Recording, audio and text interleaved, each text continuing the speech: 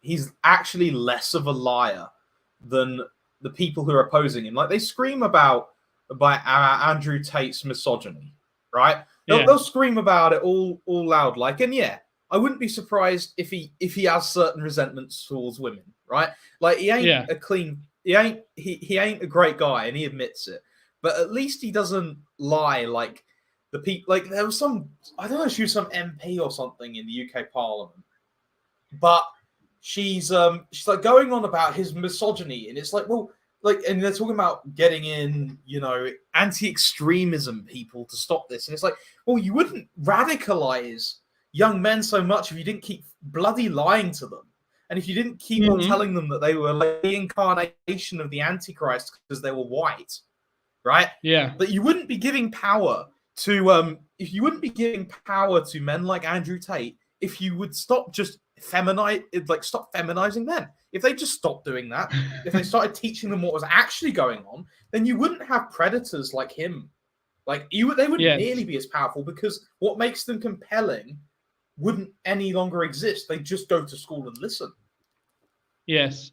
I mean, and getting back to the work situation of kind of like being like, let's say it's not even like being different from people in a workplace. A brother from my church, a Capuchin monk, recently gave me a book to kind of prepare me, and he in the book there's also just a very nice passage where it talks about how when you're Christian, there's a certain point where you just start getting it, and you have this sort of transformation to you, and what he quotes somebody else, but it's kind of like smelling the rotting, like the rotting flesh of the devil before he's even made his move, something like that, right? And there is something like that when you're just in these groups, and for me, I mean, for you it was like people being obscene, basically, right? Or for me it was very often kind of people just being kind of like stargazing into complete like nonsense, right? The whole like hustle culture thing or everything, and you just kind of sit there and you just kind of get this incompatibility, because you know that this is not something worth being entertained, and you just feel kind of off-put by it. It's just kind of like, you're wasting your time. I don't know how to tell you you're wasting your time, especially since you're my superior, but there's a reason why you're 45 and still dressed like you're 14, right? I mean, in terms of the hustle culture stuff, I kind of get it to a certain point. Let's be honest here. The establishment in the West, at the very least, it's probably similar in other countries, is pretty hostile towards anything that reeks of anything slightly right-wing, let alone Christian. It's very obvious. I remember being an atheist and thinking, haha, these Christians think they're oppressed, like laughing alongside, The Amazing Atheist or whatever. Or maybe I didn't. But like, now I'm actually there, and it's like, well, if you want to hold to a sincere Christianity nowadays, it won't be because of the sincere Christianity in itself that you'll be removed like an official persecution. But people are deeply uncomfortable when you have certain moral standards and you uphold them and you tell them that they're wrong. Yeah. Yeah, even if you make slight hint, you don't even have to explicitly evangelize. Like, I've never explicitly evangelized at my jobs, but I wouldn't be surprised if my commitment to the basic moral foundations of the faith had made some relationships more difficult. Because, it's kind of like you're calling them out in a way. That's part of it. There's also the kind of the bigotry that people will say comes with it as well, and that turns people off. Don't be surprised when the world hates you. It exists. It's real. Christ didn't make that up. Yeah. No, I mean, I don't know. I don't want to get too deep into the hustle culture. I'm talking about like the real stuff here, like the real, like, I'm waking up at 5 a.m. I'm getting my hot coffee and so on and so forth. People just become these, like, make themselves into these weird drones, doing a lot of like superficial nonsense to kind of sell themselves sell themselves hope, really, because in reality they're kind of like, in the same job for the last 10 years, and like work isn't really that fulfilling, but they don't have anything else that fulfills them, so they kind of like make a personality out of being good at what they do, even when they're not good at what they do, you know, of kind of like staying ahead of the game and stuff like that. And it's, yeah. It's more fundamental Anyway. than a personality. It's a religion. It really is. I mean, it's a rule of life, like religio, right? It is a person who is under a particular rule of life, and because they have no God, they feel the need to do certain habitual things towards certain rules. Now, personally, I think in itself, hustle culture has no problem, right? I think that the drive to work on something outside of salaried work, I honestly feel is necessary. I think that with the inherent instability of wage labor, because you could get fired at any moment, and then you're a proverbial without a paddle, right? Yeah. Like that being there is a certain necessity, I think, to getting other income streams.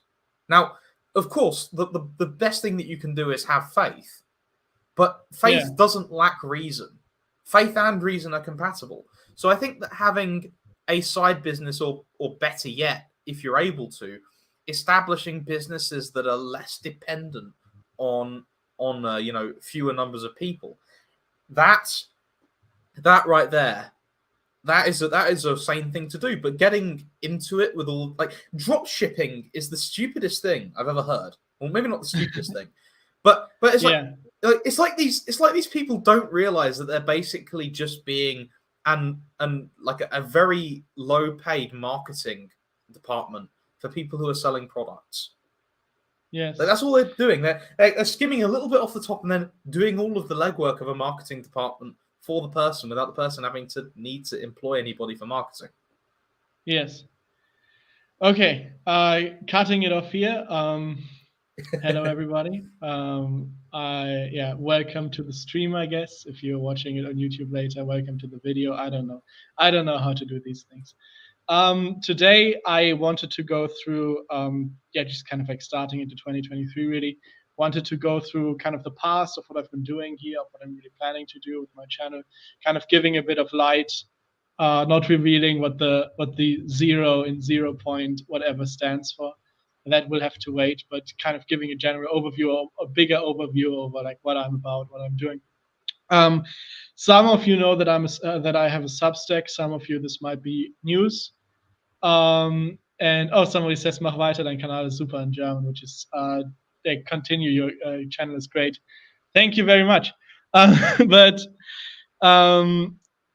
So this is about, I'm not quitting the channel, don't worry. This is more about like what I'm planning to do, like what I'm when I'm putting it, what's going on in my life. Basically, it's a bit of an overview. Also, I wanted to kind of give a glimpse into my past, who I am, that kind of stuff, and then also rededication of the Substack. This is actually a video that is mainly for the Substack, and it's technically also my YouTube announcement that I do have a Substack. And 2 articles are linked in this video. I will read out both of them because they're both relevant to this.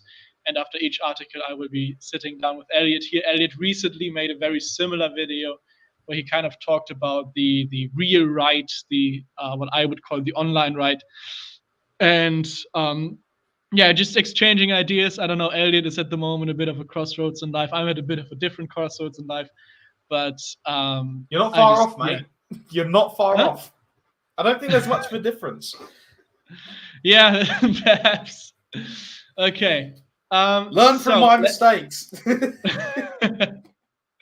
Yeah. I'm not giving anything to doxy out here, so I just say okay, sure. So let me get right into the first article. It's called "Underneath It All, We're Just Memories." I just put this on for anybody who joins in late. Substack article 1 in the description, so you can check in the description if you want to read along. This one actually has some visuals that you might consider checking out. So it's article 1, and then you can kind of read along, especially later for the visuals. Okay. Underneath it all, we're just memories. This is mostly built up for the next post, but I suggest you read it nonetheless. We all have to open up sometimes, don't we? At least that is popular advice given nowadays. Relationship troubles, open up to each other. Trouble in the workplace, open up about it. Heck, even in politics. Does the country not go as planned? Open up the border, the economy, whatever else. I'm sure opening the right thing will fix it. The reason for this prevalence of opening up as advice is part of, the reason for this prevalence of opening up as advice is part of a society-wide merit structure that I've touched upon here. And then it's my video 0.3.1 Map of Heaven, where I later go into egregores merit structures, how they kind of work. I even give the specific example of openness as an egregore-wide merit structure. So if you're kind of confused by that, check out 0.3.1 Map of Heaven.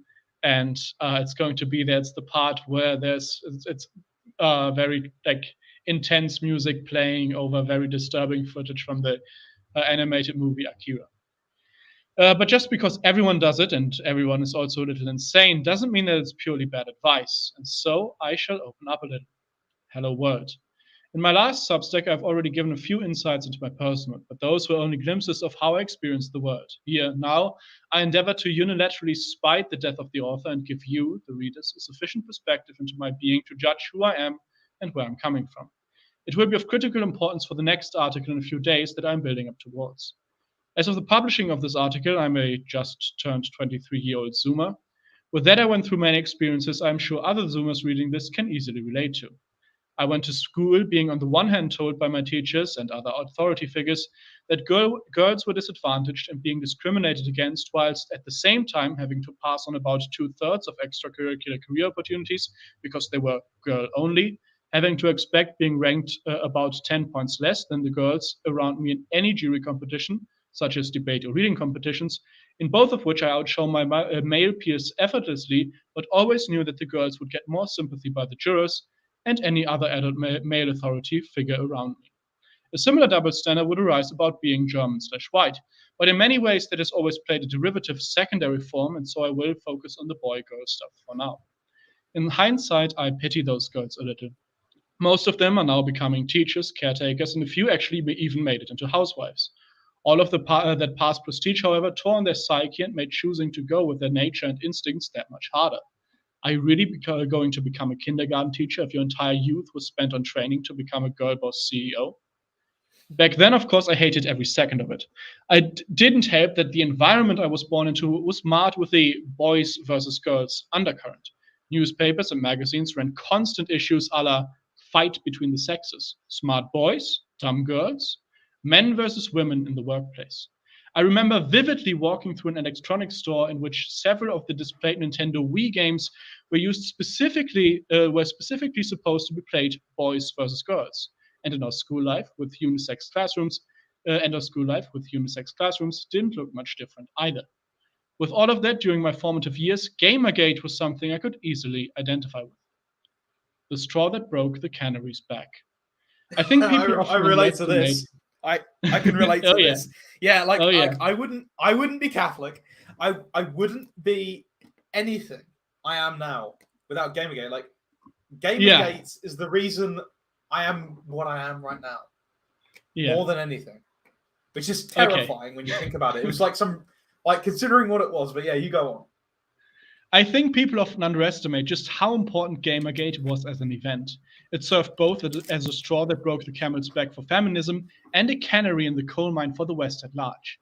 As such, I will provide both a perspective of what happened at the time and one from hindsight now in 2022.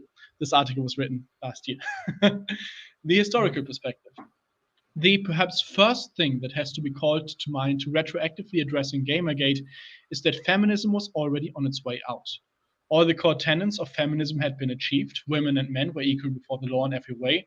Women were celebrated all over the place, and every door was being held open for them. About 2 years before Gamergate hit, a teacher of mine who had been very active in 80s feminism taught us that, if anything, it was time for men's rights activism because women had gotten what they wanted. And yet they were unhappy. Third wave feminism, as it was called at the time, was an emotional reaction to the reality that power doesn't give love, happiness, understanding to you, but instead makes you a player in a very hostile and cutthroat game. And this emotional reaction got relentlessly exploited. Feminist-owned compilations on YouTube back then were a blast to watch for me and my male peers, all of which had long grown tired of the observable hypocrisy around us. In delight, we watched as those poor women, betrayed by everything they stood for, screamingly crumbled into themselves as savvy debaters showed off how all of their emotionally derived arguments were incongruent. Gamergate in many ways was just an intensification of this trend. Its main figures, Zoe Quinn and Anita Sarkeesian, a failed indie game designer and a professional, quote, feminist video game critic, unquote, were in many ways the perfect opponents for, quote, anti-feminism. Both were obviously in the wrong. Quinn had slept with people for good reviews, and Sarkeesian was an indignant crybaby who demanded the world dance after her tune just because she was a woman. Well, these women wanted to be treated like men? Okay then. And so the gamer community did just that. Subject them to the endless style of savage trolling any guy had gotten used to in online video games. Quinn and Sarkeesian, on the other hand, saw in this a sort of existential fight. They weren't going to go down easy. The fate of all of women was on the stake. And so the issue escalated more and more and more until it hit the floor of the UN, of all places. This was an unprecedented escalation of affairs, where a few weeks ago everything was a discussion between no-names and online groups about online affairs. Things had now suddenly escalated to the purportedly highest and nominally most influential body of politics in the entire world. These girls hadn't just brought knives to a gunfight. They had brought nuclear-armed superpowers to a shouting match. Literally. I guess it would have been guns to a knife fight now that I think about it. But anyways, continuing. There was suddenly a massive disparity in firing power. The established anti-feminist names so far, largely recruited from internet atheism, comedy, and gaming culture, weren't going to cut it anymore. If feminists were going to drag this all the way into the realm of authoritative institutional debate, then the other side needed authoritative institutional debaters. One of these figures was the Jewish lawyer and Republican political activist Ben Shapiro, who got much of his fame through an unending amount of feminist-owned clips, that their sheer existence became a meme in and of itself. More importantly, however, this began the rise to fame of Jordan Peterson. Peterson was the perfect man for the job. He was a highly acclaimed ex-Harvard psychology professor who basically told all of those women that they were insane. Nice. Not only that, but he could also escalate this conflict to an equal degree to which Quinn had, by taking it up with with ideological opponents on live television, leading into the famous Channel 4 interview where he left professional snake tongue, title applied without the usual negative baggage, as I treat snake as a neutral term, Kathy Newman, speechless for multiple seconds in an impressive feat. And with that, it was over. Trump tweeted the United States, and ever since then, feminism has practically become non-existent. When I asked my Gen Alpha brothers about it, they barely associate anything. The hindsight. In hindsight, this entire conflict becomes way more interesting. Okay, so first off, the label third wave feminism was obviously a bad one. All, quote, three waves of feminism had perfect continuity. The pink-haired screecher from 2014 was little different from the suffragette of 1914. In a turn of events, most of my readers will simply shrug away with the words, woman moment. Feminism had achieved everything it demanded, but none of what it desired. So when all of it basically amounted to nothing, the conclusion many guys took was effectively, women are retarded and cannot be trusted to do anything lest they run into the ground and make everyone worse off. Then they quote mine Isaiah 3:12, and with that the issue is settled. But that's not what that Isaiah verse means, though. Okay, so first off, here's a basic exegesis for the text. Men transgress, generate, build, and renew. Women toe the line, incubate, nurture, and conserve. That's how dating works too, by the way. The man does all these tiny transgressions, setting up dates, putting small jokes, etc. And in that, he simultaneously seeks to connect on a common level from which he can build a relationship. It's the same with cooking. When men cook, they prefer to be active about it. They frequently add little things to spice everything up. They fiddle with the settings, etc., etc., etc., etc. And they very often improvise. Women, on the other hand, like to watch over things in a more hands-off manner. They like to bake or small things, and just how the recipe demands. Back to exegesis. Countries are dynamic things, and in Isaiah, the country is being led astray. What it needs is active leadership. That's what Isaiah 3:6-7 is about, showing how it's going to be too late for that soon. But instead, it's being led by women and children who don't have the political will to pull the rudder around because they excel at supporting. Read the entirety of Isaiah 3 and you'll get what's actually going on. Judah and Jerusalem are decaying morally, sexual ethics erode, abuse and inequality are increasing. God is obviously not being taken very seriously by his people. However, do you want to read out, Joe? Huh? Do you want to actually read out Isaiah 3? Yeah, sure, do it. Because it's, let me just find it. This is from the Do I Reams. Because Okay. For behold, the sovereign, the Lord of hosts, shall take away from Jerusalem, and from Judah the valiant and the strong, the whole strength of bread, and the whole strength of water, the strong man, and the man of war, the judge, and the prophet, and the cunning man, not coming, cunning, and the ancient, the captain over 50, and the honourable in countenance, and the counsellor, and the architect, and the skilful in eloquent speech. And I will give children to be their princes, and the effeminate shall rule over them. And the people shall rush one upon another, and every man against his neighbour. The child shall make a tumult against the ancient, and the base against the honourable. For a man shall take hold of his brother, one of the house of his father, saying, Thou hast a garment, be thou our ruler, and let this ruin be under thy hand. In that day he shall answer, saying, I am no healer, and in my house there is no bread, nor clothing. Make me not ruler of the people.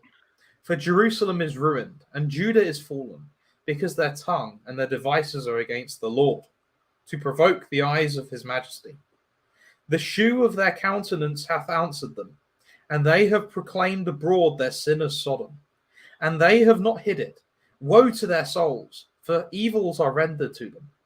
Say to the just man that it is well, for he shall eat the fruit of his doings. Woe to the wicked unto evil, for the reward of his hands shall be given him. As for my people, their oppressors have stripped them, and women have ruled over them. O my people, they that call thee blessed, the same deceive thee, and destroy the way of thy steps. The Lord standeth up to judge, and he standeth to judge the people. The Lord will enter into judgment with the ancients of his people, and its princes. For you have devoured the vineyard, and the spoil of the poor is your home. Why do you consume my people, and grind the faces of the poor, saith the Lord, the God of hosts?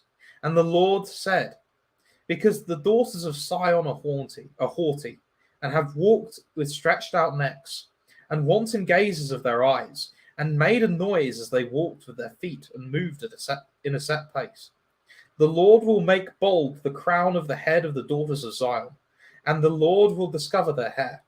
In that day, the Lord will take away the ornaments of shoes, and the little moons, and the chains and necklaces, and bracelets and bonnets, and bodkins, and ornaments of the legs, and tablets, and sweet balls, and earrings, and rings and jewels hanging on the forehead, and changes of apparel, and short cloaks, and fine linen, and crisping pins, and looking glasses and lawns, and headbands and fine veils. And instead of a sweet smell, there shall be stench. And instead of a girdle, a cord. And instead of curled hair, baldness. And instead of a stomacher, haircloth.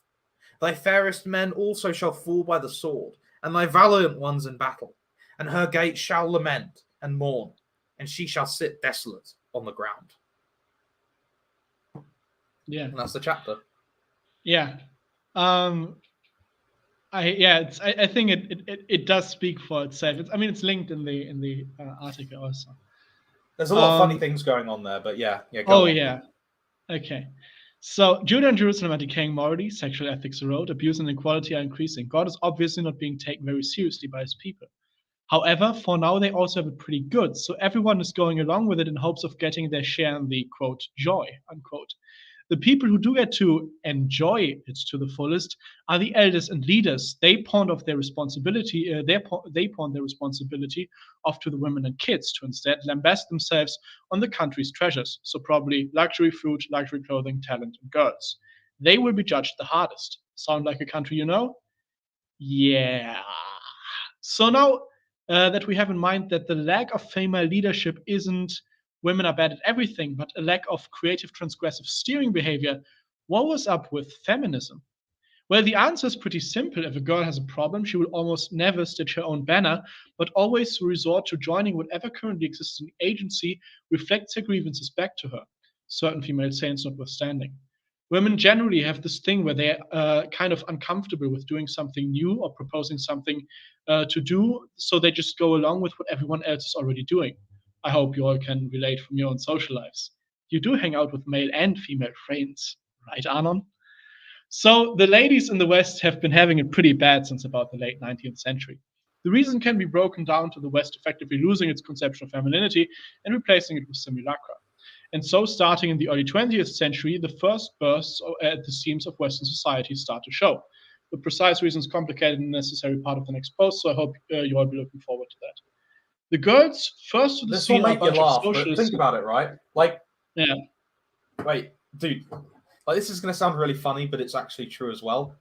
Are you basically saying that girls literally became 2D? True.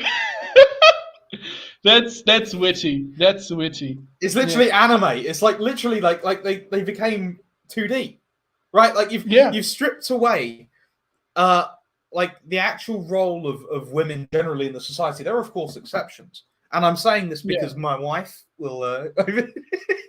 But to be fair, my wife doesn't have a lot of these. Doesn't have a lot of those typically feminine traits. But yeah, like literally, that's what happens, right? It's it's kind of emptied out. I think everyone's identity has kind of been emptied out as well, because you have people asking what is a woman, but really, what is a man? Look around us. That's true as well. That's true as well. But on men, you don't really notice this as much because they're the active principle, right? So they're always moving and they're always creating. So it's I don't know, mate. I mean, if you go to I mean, like the patheticness of nerd culture, right? This is something that was more new. I don't think that really existed until like the 1960s. But nerds, right? Like this kind of obsession that people have with weird paraphernalia and the very basic ideas about I don't know, like people who are obsessed with Star Trek, or they're obsessed with mathematics, but not in the way that they're good at it, but that they know a lot of math jokes. You know, the sorts of things, right? Yeah. Like that's not masculinity, is it?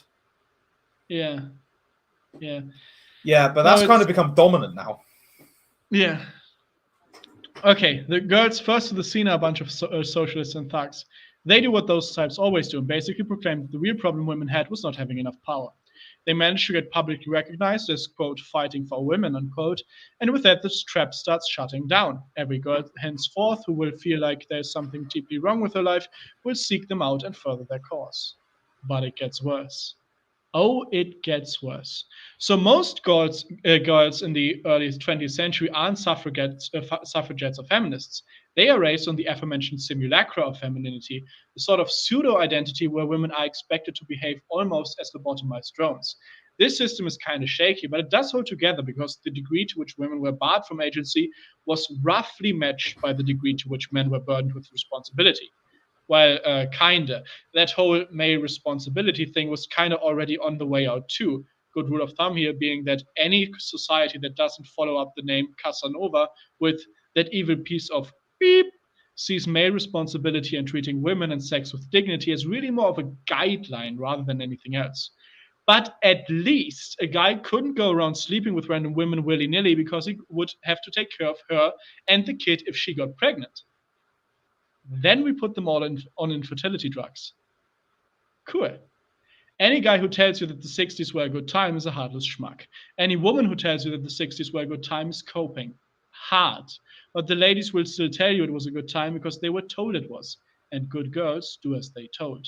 So let's take some Google Ngrams. Here again, of course, these are visuals. Said they're only in the. I haven't prepared them for the stream, so they're only in the Substack article. So if you want to see them, please open the Substack, the article 1 again. Sex object, rape, abortion, pornography. And for those who are like listening to it, I don't know, in a car or something, all of these kind of shoot up in the mid 1960s, basically. And like they shoot up by ridiculous margins. Like first they're at like basically 0%, and then they're like at 0.0035, which is still a ridiculous increase. Of course, it's the amount of books that are published, which are kind of about these topics. Okay. Now, keep in mind that books take a while to be written and to come out. So, yeah, bad times indeed. What effectively was clashing together here was women being raised in a very obedient and sexually resigned household, but as they grew into womanhood, the consequences that had held up this standard had vanished. These girls actually let themselves be raped because saying no to sex might be seen as impolite. This is obviously a rather psychotic state of affairs. So, what is a girl to do? Well, the entire emotional damage and trauma of the sexual revolution flows into the feminist movement and supplies it with endless fueling fire. Now, remember Isaiah. The girls will not transgress against feminist orthodoxy. They will not course correct. So we keep on the same old talking points from 1914. Women need more rights, women need more power. The world views women in a fundamentally false light. And with the last one, we hit bullseye. Or, since we're getting back to gaming, the 360-degree no-scope. I invite everyone here to go back and watch episode 1 of Tropes versus Women in Video Games. Not because it's good, it's still terrible, not to hate watch it, but because in hindsight you can see everything that was to happen.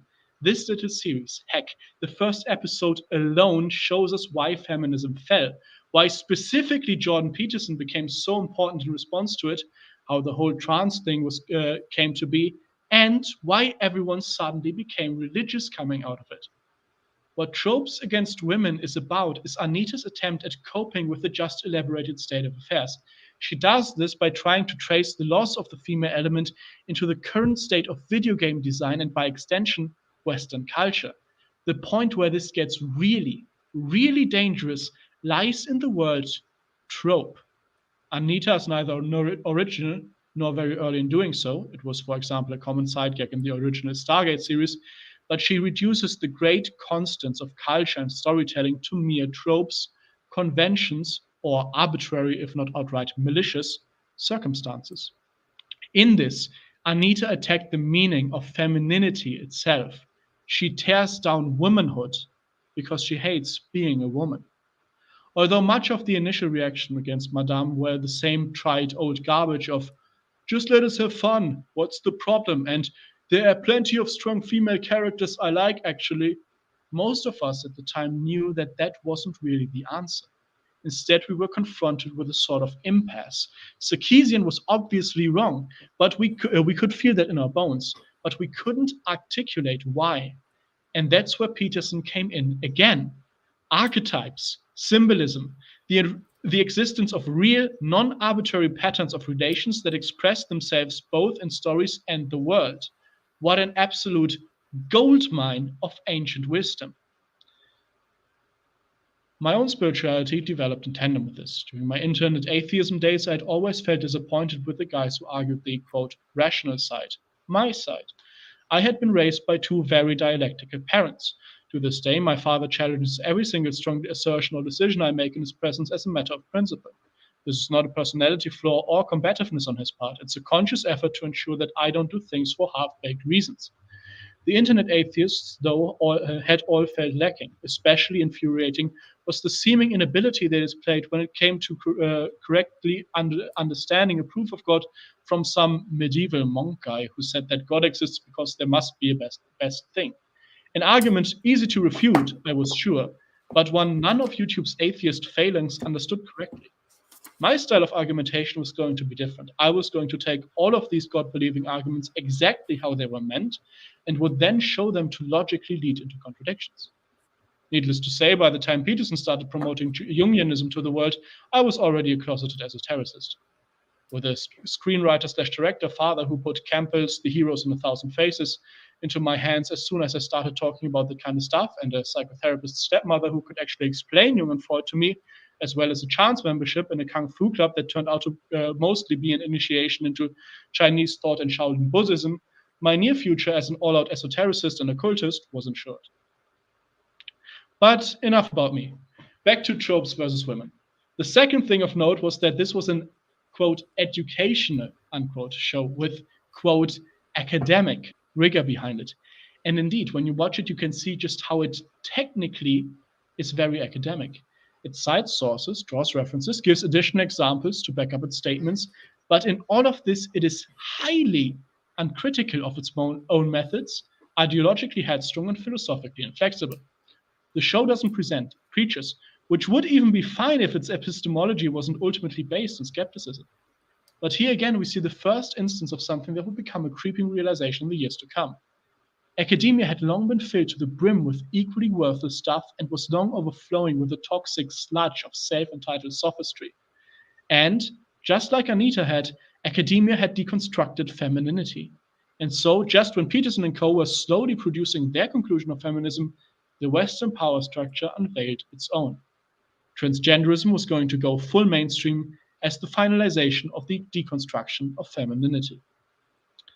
The entire system has fallen asleep. What came of this was the next phase in progression of those who yearned for the truth. The realization that the system was completely asleep. Anita was one of the first cases. She got her spot at the UN because superficially she looked the part. We slowly started realizing that how deep the rabbit hole really went. Academia, it turned out, was mostly a massive farce. The same style of, quote, performative rigor, unquote, that was the basis of the obviously trashy tropes versus women in video games, was everywhere in the literature. And this begot an undeniable problem. We started learning of the replication crisis, the studies that showed that the vast majority of research couldn't be replicated. Even in the hard sciences, barely beat a 50% mark. Around 60% of all expert academic opinion was just junk. The reason for this state of affairs was something we were only slowly awakening to. The system had fallen asleep. It was no longer capable of treating people in anything but superficial, plain, uninvestigative ways. The state from Messiah highlighted previously had been achieved. Interestingly, the system had actually calcified itself first and then, through agregoric function and a few other aspects I will cover on the main channel, put women into the power of itself almost automatically. But all of the real discussion of this, I want to again put off until the next substack. So if you feel like you have a comment here, just wait, okay? Actually, this one, both of these where I kind of say discussion for the next substack, please keep that in mind because I didn't like put it in the text. I'm very much willing to go over it on the stream, but I could forget about it. So please. Yeah, H indexes, you know, it's like, from what I've heard, and this is one of the things that's put me off of academia because I've thought for a long time I might go into it, is that it's basically a war of how many citations you can get. And it's not the kind of war where it's like you drop bombs and you provoke academics. I mean, you could do that, but the thing is that ultimately the institutions that employ you want funding. So if you're going to start stirring in the academic community, it's, you know, it might damage funding opportunities, right? That's why you don't see you don't see papers on really edgy ideas. Yeah. Okay. Regardless of the details, the next course for those of us incessant on pursuing truth was clear. And so the 2018 to 2020 era gave rise to a flourishing ecosystem of anti-system analysis. Spearheaded by the soon-to-die of libertarian movement, the first instance was to do away with authority structures altogether. This became increasingly nonsensical, and so the libertarians and free market guys were pushed aside by two groups, the elitists and the identitarians. The elitist types, back then mostly referred to as anorex and co., oriented themselves mainly around the writings of political analyst Curtis Yarvin, aka Mencius Moldbug, the online personality of a YouTuber called Academic Agent, and an additional small cadre of Twitter personalities. Initially, the elitist I'd also say distributist. Distributist was important as well. I'd say he was more important than Academic Agent in the beginning, actually. Possibly. I don't know. I just didn't want to flank him like this in this one. Oh. Initially, the elitist. I like the guy, but man, I like the guy, but man, like, you know, I think he's the kind of guy that would learn from criticism if anybody in that group can. Yeah, that's true. Initially, the elitist camp seemed incredibly promising, popularizing a variety of interesting authors, such as de Juvenel or James Burnham. The elitists were able to bring in incredibly sharp new perspectives, witty and well-spoken analysis, and a tiny but well-thought-out catalog of prescriptive activities that would enable people to navigate the world they were in. Especially in 2020, when the world, myself included, was taken by a wild storm of conspiracy theories and would be engulfed into dystopian fears of government crackdowns, the elitists gave out a level-headed and still not stuck in old modes of thinking approach to analysis that could encompass every possible explanation from pure conspiracy to full emergence. Their weakness, however, lay in their roots. Almost none, if none, of the elitists' big figureheads had any strong belief in Christ, and this would cost them dearly, bit by bit.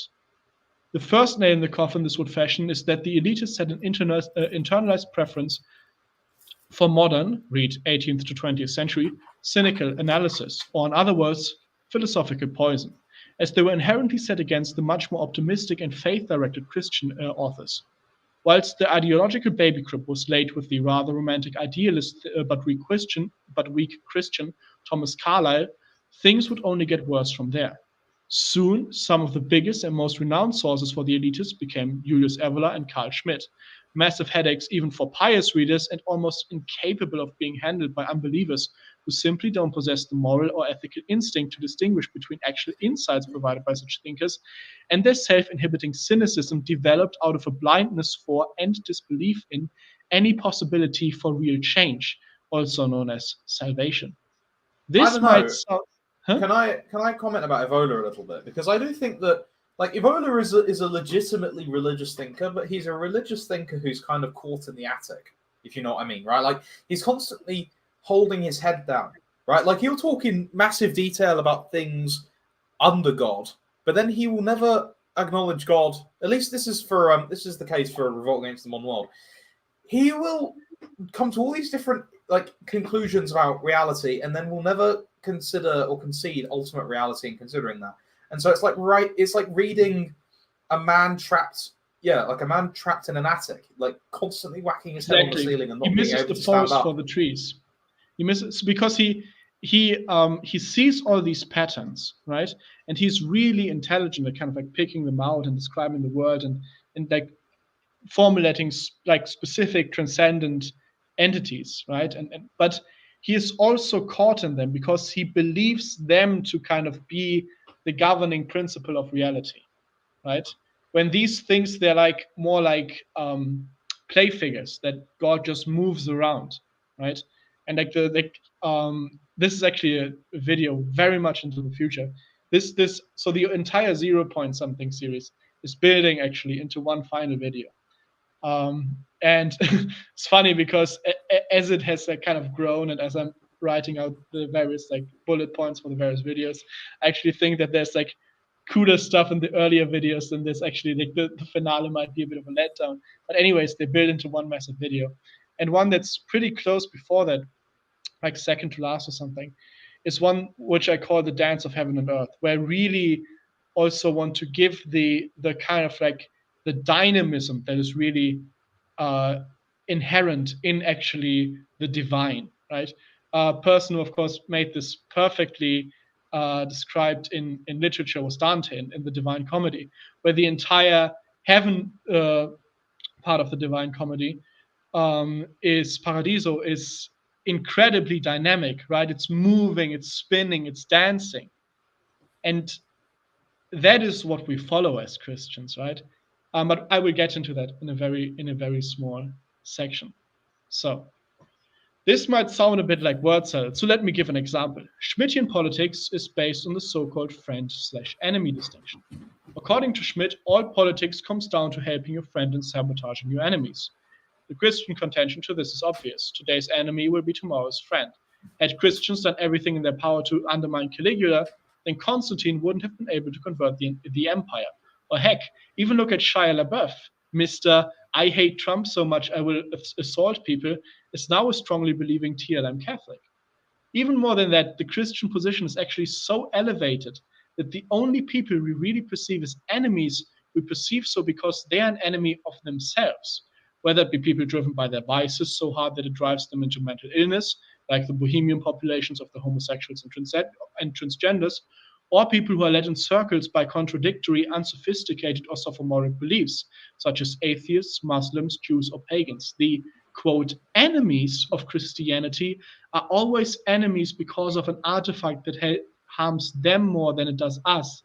And so the primary Christian instinct in dealing with any enemy is always to help them confront their demons, rather than declaring them succumb to evil and lobbing off heads.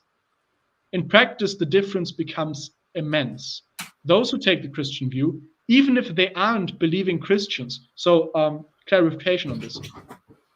The current elite class doesn't believe in Christianity at all, but they have the same belief that everything their enemies, that everything that makes their enemies is something which harms those people themselves, right? So they think of right-wingers as people who are harmed by being right-wing.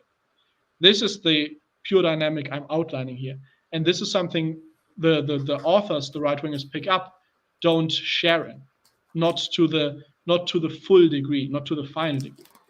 Okay, those who take up the Christian view, even if they aren't believing Christians, still march forward like a cascade of quicksilver, endlessly changing their form without losing their core identity, whilst those who take the Schmittian approach get stuck in the mud of their own assumptions and labels. As it turned out for the voices of the elitists, and thus it turned out for the voices of the elitists.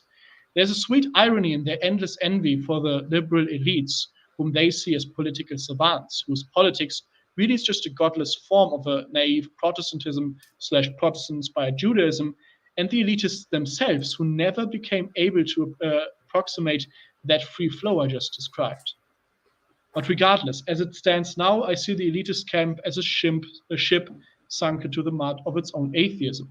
Uninteresting, unless the uniform utile spirit of the unmoved mover moves their moldering mechanisms once again.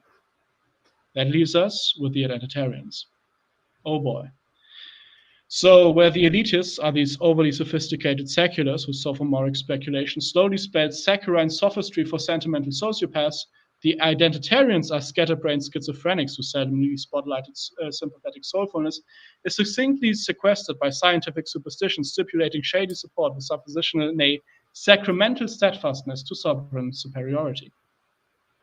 Or in other words, even though technically identitarianism is derived merely from the church-approved and actually even canonically mandated desire to radiate one's help and attention out to close relatives and kin in a special and primary way, and also equally valid desire to maintain cultural continuity, its practice is reeking from the stench of racial supremacy and ethnic resentment.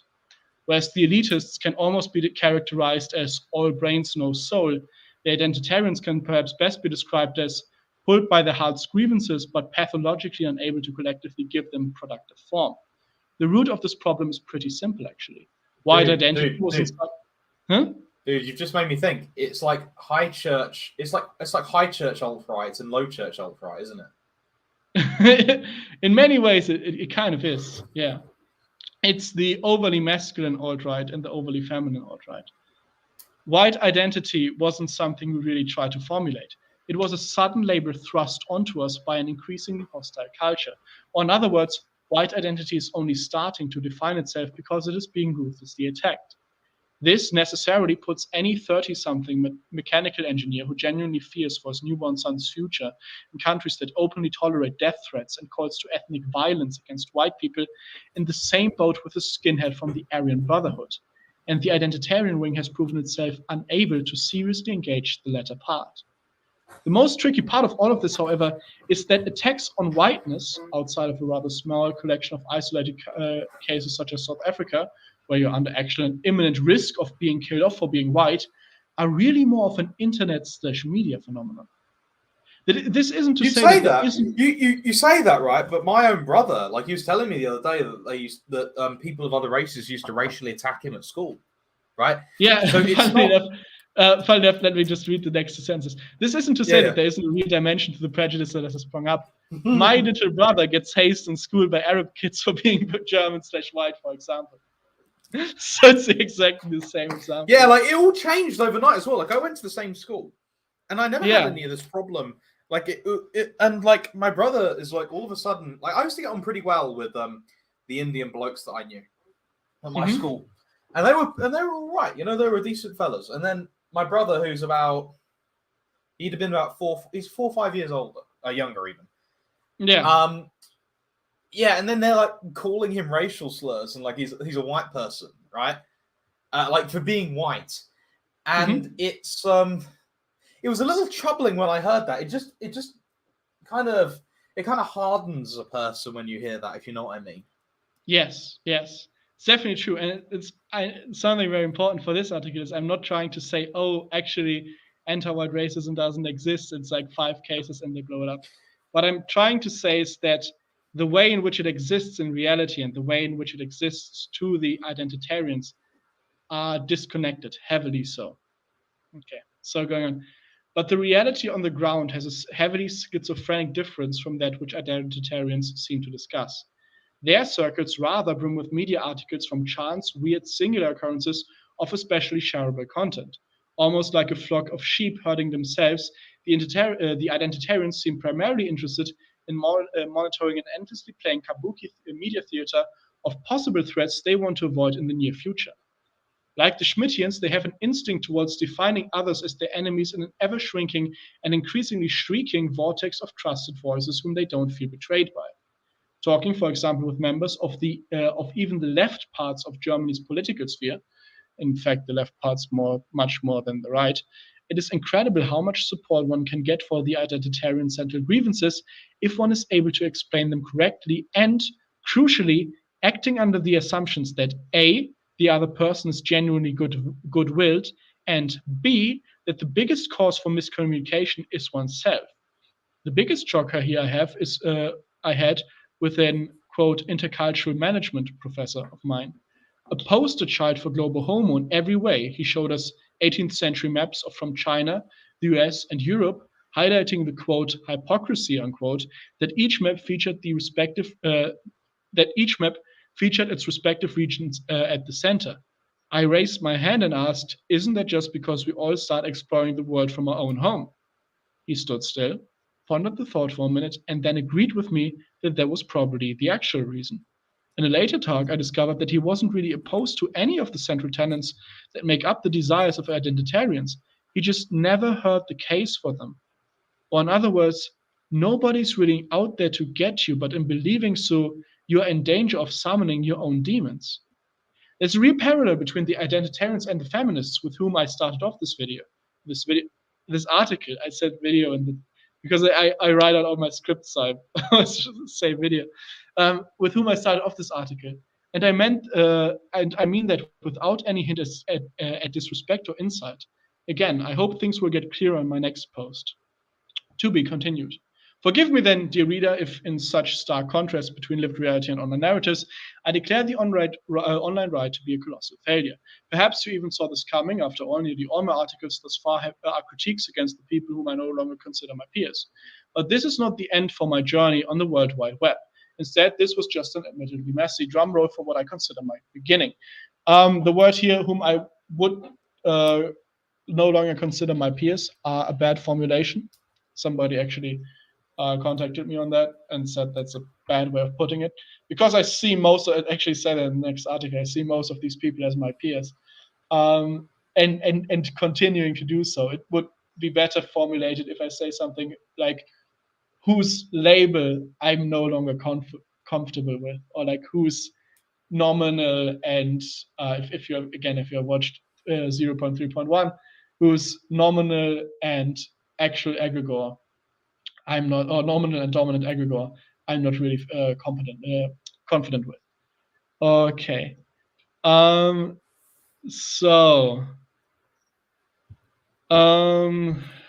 Yeah, somebody says in chat, Europe does have no-go zones, though. Yeah, absolutely. And that's the thing with kind of like the thing on paper and the thing on, I guess I want to clarify that here, and like the anti-whitism on paper and the anti-whitism as it often like goes through the spheres of people on the online right. Anti-whitism is the inability of elites to actually be able to keep our countries functioning, right? It's the outbreak of just base behavior, right, within their subject populations. And the thing is that, so for example, if like the let's say the anti-white dimension is only one of the ways in which this manifests itself. So if you replace all the people who are actually in power, right, with based right-wingers who do the exact same thing the people who are in power are doing right now. But they see to it that immigration quotas are like immigration is cut off, and like whites are being protected from harm and everything. And there is nothing happens. like, nothing happens. Nothing happens because this is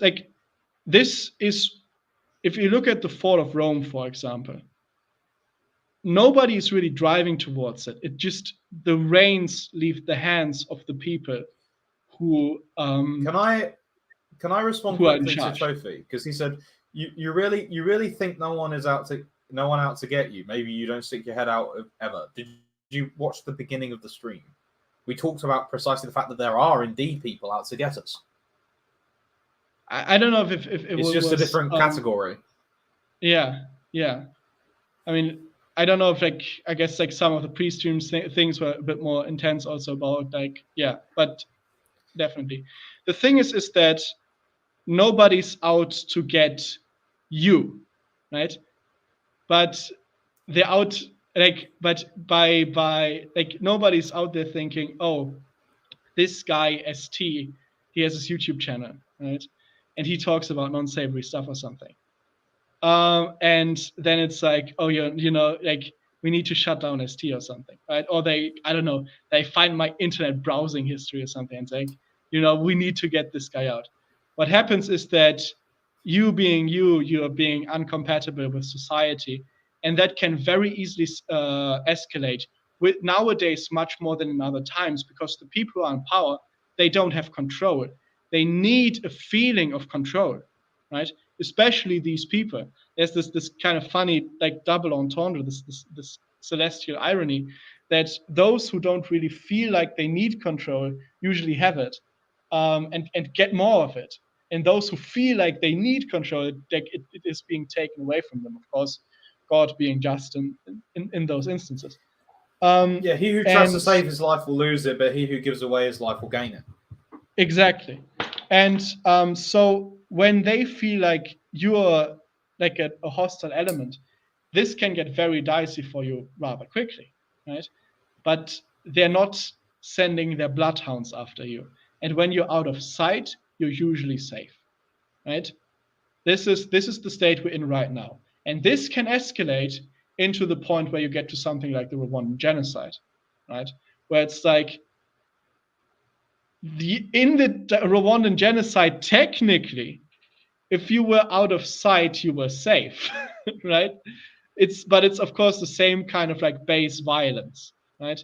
It's like being so frustrated with the people who you think are ruining your country that you run around butchering people, right? But it's not intelligent. It's not like people's mind have been poisoned by things like 1984. Terrible regimes aren't intelligent. Terrible regimes are these growing cancers that just extend themselves, right? And they just chip away at your livelihood from 1,000 different angles, right? This is a fight much less against malice as it is against entropy, which is actually going to be the next mainline series video. I'm going to make a very deep dive into entropy. I hope you guys will enjoy that. Okay, shall we get into the next substack?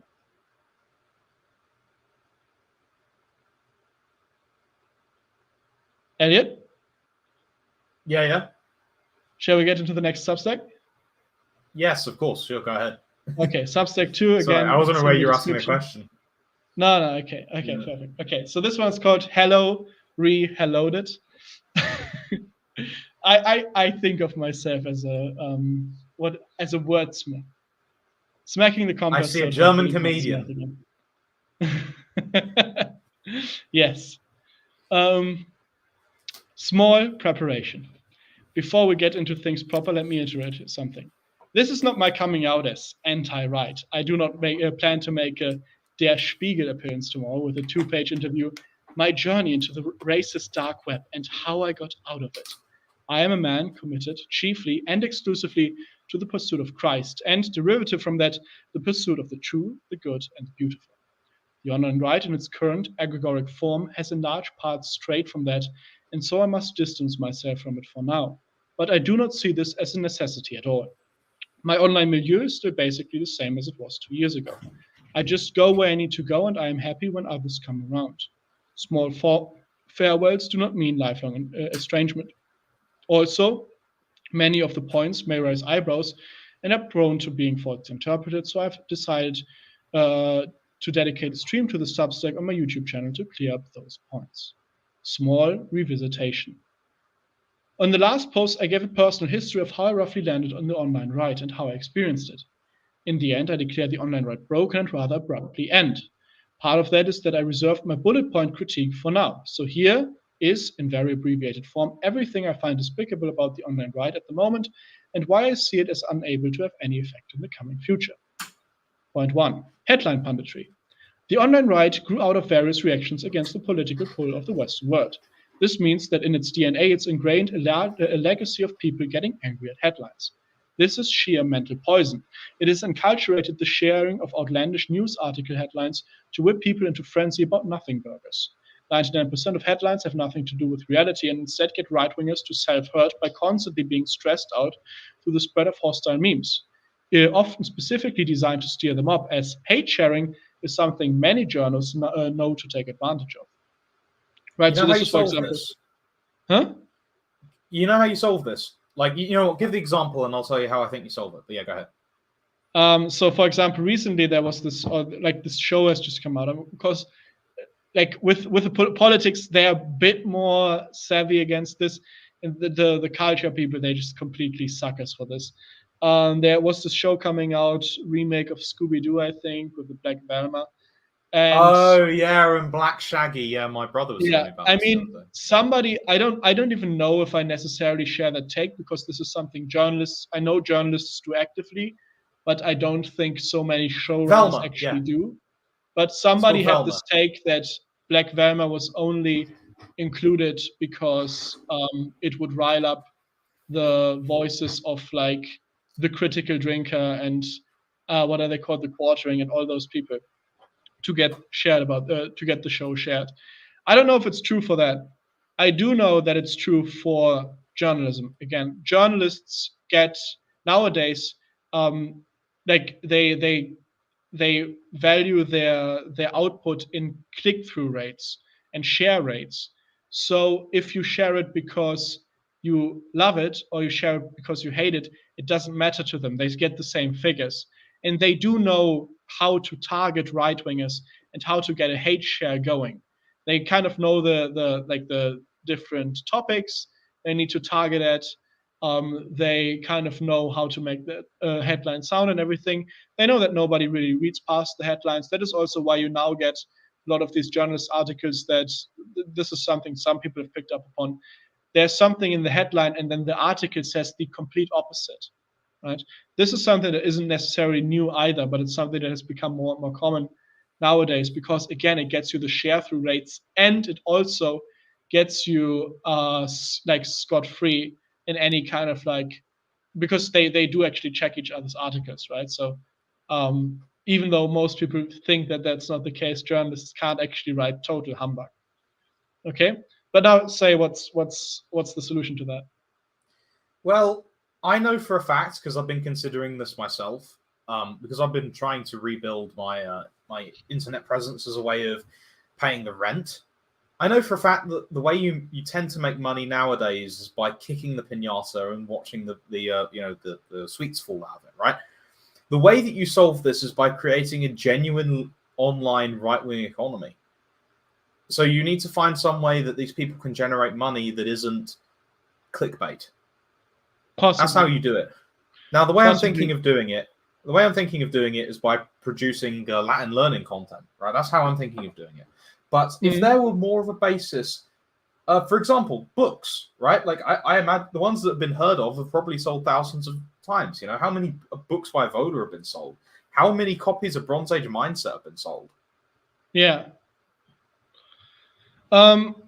Actually, kind of say my solution to this later. But yeah, keep going. Yeah. Okay. Always interpreting hurtful acts as intention. So this is something I now kind of picked up multiple times on. but here's the short summary. Perhaps best illustrated through the common elites want to ban gas stoves debacle that is currently going on. But the common interpretation seems to be that this is not being done out of ideological reasons, but rather pure malice against working class gas stove users. This is just as hurtful on a personal level too, by the way. Take it from someone who's now best friends with his high school bully. Always take outright spite and malice as the last explanation, even at risk of being hurt for it in the short term. It's always worth it in the long run. However, the right wing doesn't do that at the moment, and so in conjunction, and then the next point, let me stay on this point. So on the gas stoves thing, why is it so hard to believe that this isn't being done out of ideological reasons? Right? Like, why is it so hard to believe that the people looking at this, and then you're like, oh, these politicians, they have gas stoves themselves and stuff like that. It's like, yeah, but that's not, like, that's not really a double standard that they consider banning gas stoves and have gas stoves. Even the telling everybody to be home and doing COVID parties, like, there was more of a double standard, sure, but even there, I don't know. I find those things kind of weak, because it's like, yeah, but everybody's doing parties. Like, come on, like, you are without sin, cast the first stone. I get the idea of, oh, we need to hold politicians to a higher standard, but it always. What are you talking about? We literally had like a, I think we had a prime minister with like his mistress. Like, what higher standard are we holding our politicians to? What? Yeah, this is the thing. Like, oh, he didn't have a party during the blooming like imposed lockdowns. Really? Yeah, this was actually something on the gas stoves thing as well, where I was discussing in my Telegram chat. I was discussing this, and actually, I did have to retract my opinion, because I was like, I don't care if they get banned. Like, what do Americans care? I did not know that America is unlike Germany, because in Germany, gas stove ownership is at 6% trending down. The only reason you have one of those bloody things. Yeah, the only thing in Germany you have one of those things is that you get a house where one is still installed. But I learned that, in the UK it's a big thing that I learned, and that in the United States it's not even trending down, it's actually trending up, because gas stoves are actually like quality stoves, and you, like, if you get an electrical one, they're usually like bad, and they can even, like, they get destroyed quickly, they don't cook properly, stuff like that. So I was actually, like, I do get why it's a big issue for Americans, but again, like, the interpretation of this is done out of malice against us, right? Or that the elites will ban everything for you, but they will never be willing to take any sort of compromise themselves. I just don't buy it. Okay, it's just it's an easy interpretation. It's an easy interpretation to give to your peers, but it's almost never the correct interpretation. Let's see if anybody, okay. And this leads into the next point, neuroticism and paranoia, which cripple into unreliability. I don't even think I need to explain this one. The right wing vastly distorts the nature of the conflict there. This is based on personal vanity. Look at the plight of our Christian forefathers under the Roman persecution and tell me you have it hard. The reality is that most people on the other side are well-meaning but badly educated. If you can but stomach the hurt of their sharp bones, you can even hug them. So what am I saying here? Again, it's like, it's, of course, it's like, it's not even the advice of, oh, just explain yourself to these people. It's explain yourself to these people, and then when they call you, like, but when they actively do something that in the immediate, like, they put you down or something, right? Just don't don't take this as the final state of affairs, right? I mean, we all see dark things on the horizon, right? Again, like, my little brother's getting harassed at school for being white. Your little brother's getting harassed at school for being white, right? Those are things that can, if society gets more corrupt, if it gets more tribal, if it gets more thuggish, those are things that can become serious danger for us and our families. But we are not there yet, right? And the way to go there, right? I mean, sure, you can, if you're like in the United States, for example, you get a permit to carry a gun and you take safety precautions and so on and so forth. Whatever you need to make yourself feel safe and prepared, I'm absolutely for that. And then, of course, if you're in Europe, you. I hope you like you've got a handbag. You got a handbag. You know, like a handbag can hit pretty hard. Yeah, I mean, I know a YouTuber actually. I don't know him, but there's this YouTuber called the Metatron, and he's in Italy, in southern Italy. The Italian bloke, yeah. Yeah, and he made, I think it's southern Italy, and he made a video how he carries a chainmail everywhere. So that's a European. You know, actually, to be fair, like sitting on the train going into London Victoria wearing your chainmail armor. You know, you go out to London Paddington, and you're chinking by, and like the police are looking at you, kind of funny, and it's like, the German version of getting a carrying permit is getting a chainmail and a switch knife, a switchblade. Yeah. You can't even wear switchblade. Switchblades are illegal, I think, in this country.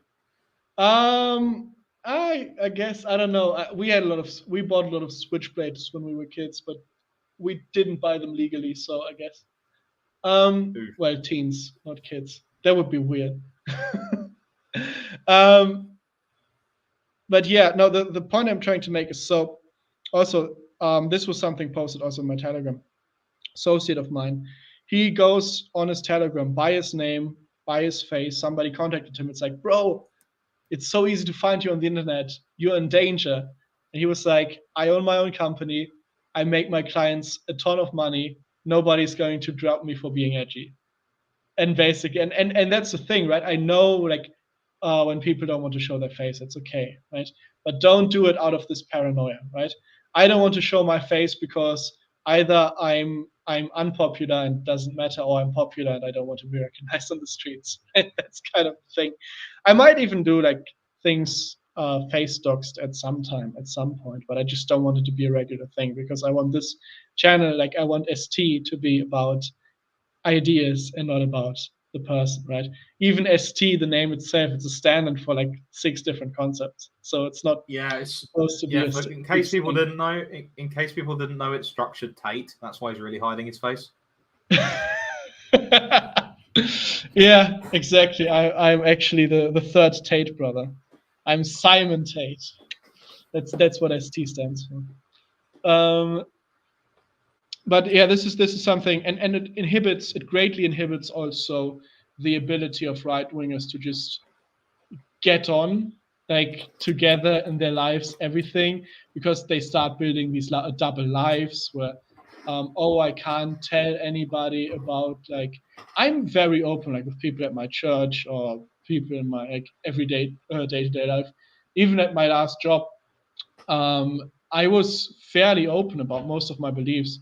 Of course, also being I have probably less edgy beliefs than most right-wingers, and I am able to, again, kind of speak about identitarian things in a very like approachable manner. So I know that it's maybe even hard for some people to kind of do that. But again, just kind of speaking out against paranoia about seeing yourself as the out group, about seeing yourself as like a necessary rebel, revolutionary type, whatever. You can be pushed into that. That can be your role for a while, but don't like try to wear that cape. Don't I don't know, do like the I'm such a tragic villain or hero or whatever thing. Okay. Anyways, going on. This is a big one. Rather digging out failed thinkers, Guénon, Evola, Spengler, for example, than applying your niche insights to established texts. This one I never understood. The precise advantage that we have is that we have multiple unique insights that our forebears hadn't. We know multiculturalism destroys trust, for example. So we can take this brush onto the old orthodoxy and adjust a largely working intellectual system piece by piece, rather than having to rely on failed 20th century spurs. This is something I also need to explain here very much, because I will also go on saying that basically we need to like transcend the culture and that everything has failed.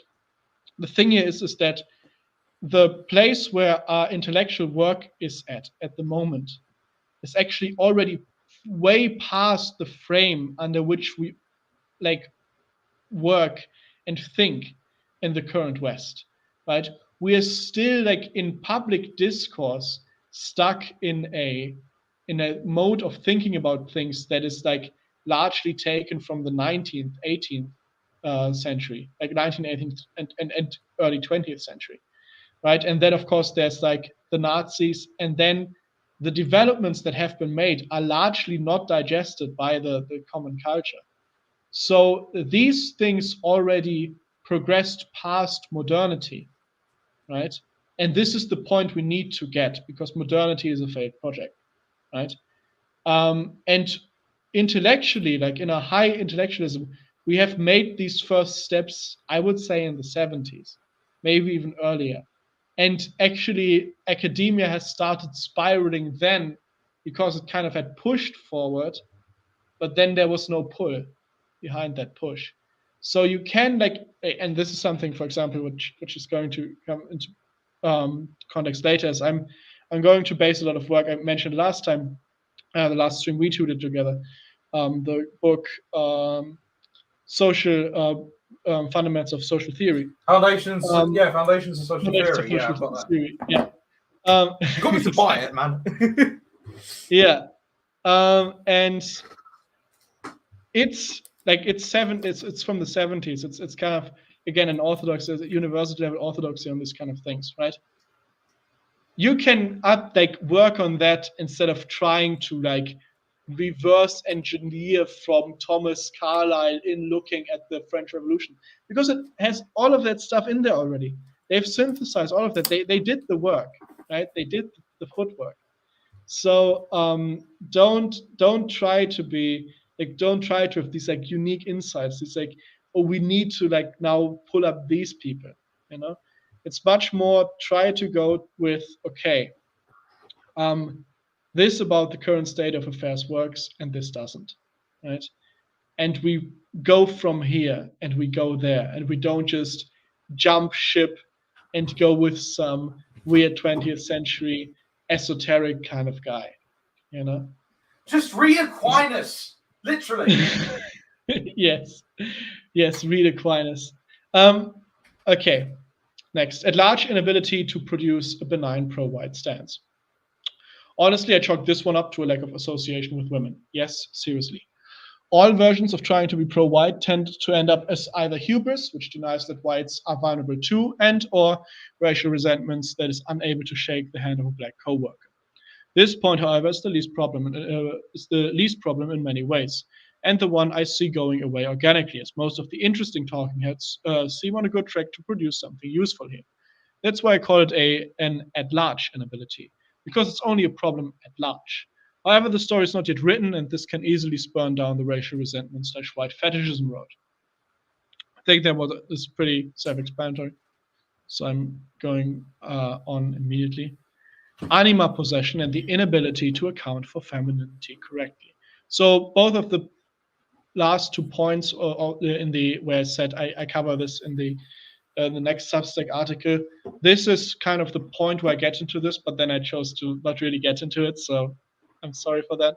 I can go into a bit more, but again, this is such a big part of what the channel is about and what I'm building towards and so on and so forth, that I don't want to go into like super depth with it. Okay. This is one of the biggest ones. In fact, the plight for conservatism and the plight for the rediscovery of the female element are the same battle, as it is actually the female element which is the conservative one. This is what I was hinting at in the last Substack. The current right wing is full of anima-possessed young men. Anima possession is something I will extensively go into in the future. For now, you can just browse it.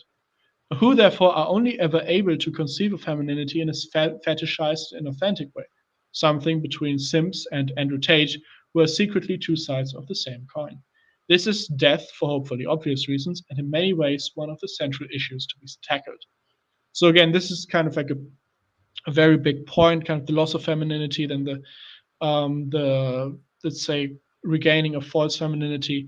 Let me go into anima possession here on a very short note. So this is a Jungian concept, and in many ways it's kind of so Freud really kind of takes a dunk on women, right, with the concept of penis envy, which is a very, very, very, very bad way to accurately describe the female psyche, basically, because it's potency envy, right? You don't need to make it like weird.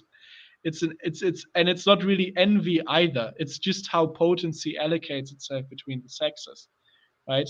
Men do, women assist, but women then also do like passive leadership, basically. Where a girl will know when. So, for example, if you know that somebody wants to walk forward, but you see there's an obstacle in their way, right? If you take away the obstacle, the person will go forward even further, right? So you actually don't like do any sort of re-steering, or giving impulses or giving directions.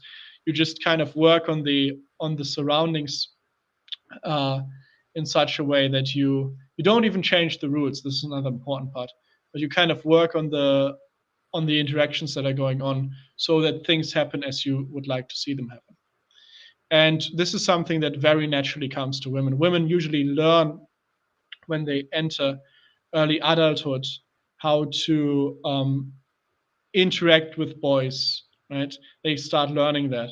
And one of the things they start learning is of course, let's say in the dynamic between the sexes, is that a man learns how to like come onto a woman. You kind of like, how to approach her and how to talk with her and so on and so forth. And then she learns how to like have a guy come onto her, how to make it worthwhile, how to test him out, how to kind of get this into something where she wants it, where she doesn't want it, that kind of situation. So she isn't ever in the leading role, but she's kind of like playing the opposite pole. And this is also the feminine leadership thing, and so on and so forth. Again, this is Freud, very women-centric. Jung, very man-centric, gives kind of like the male, let's say, dilemma.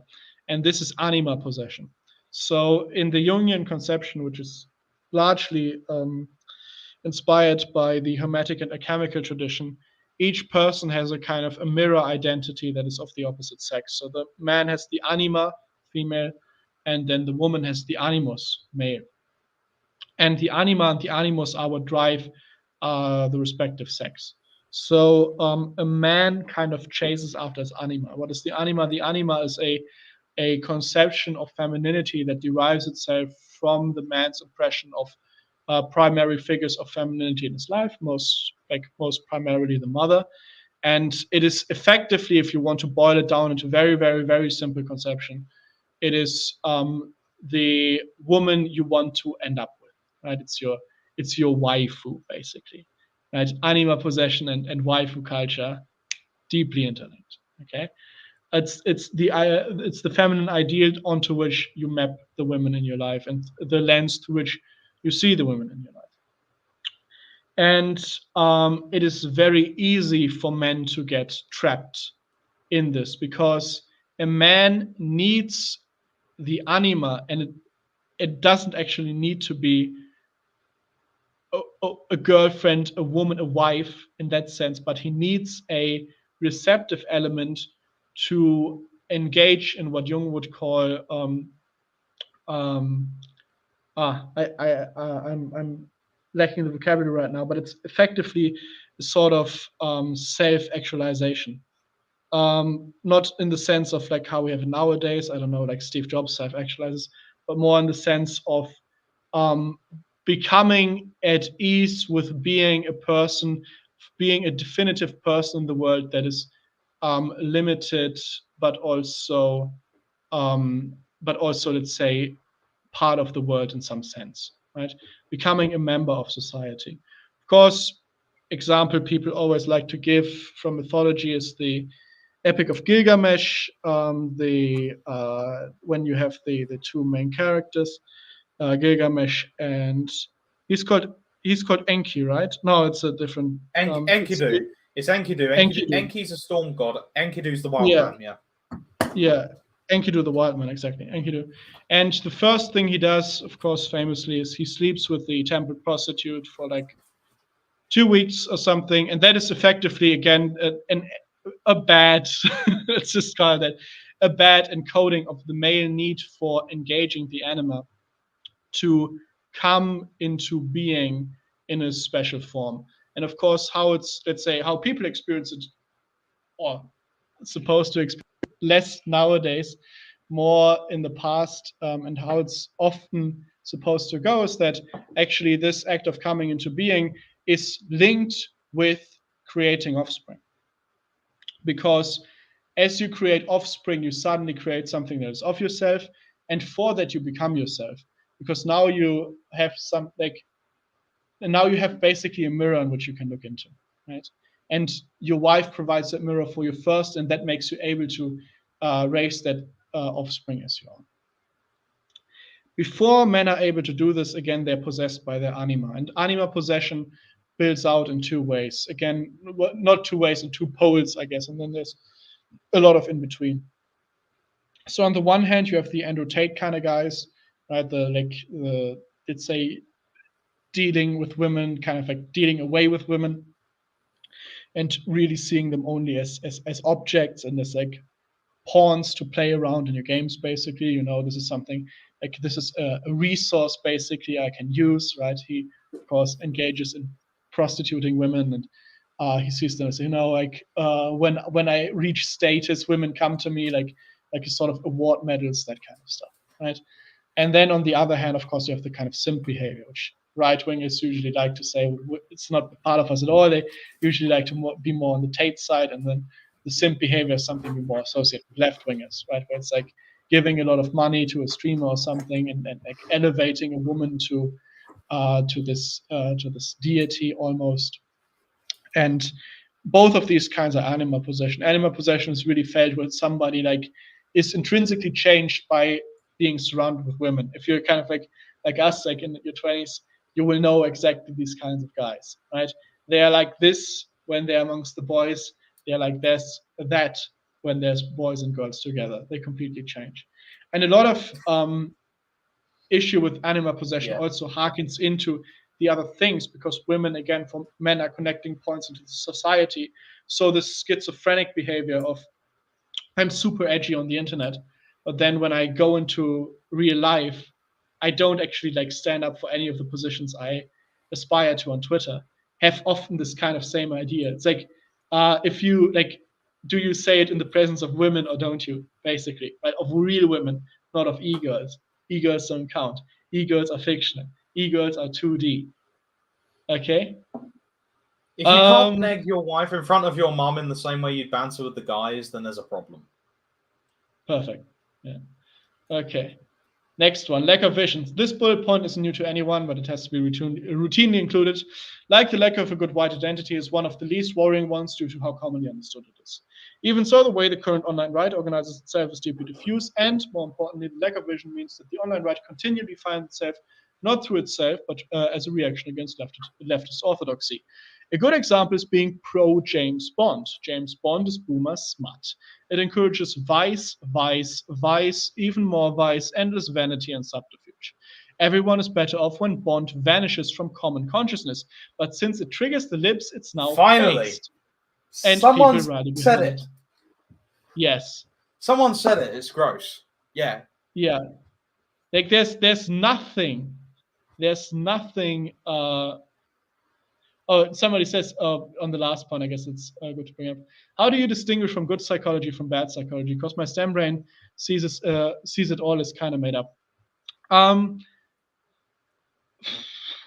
So the thing with these kind of things is that with psychology is that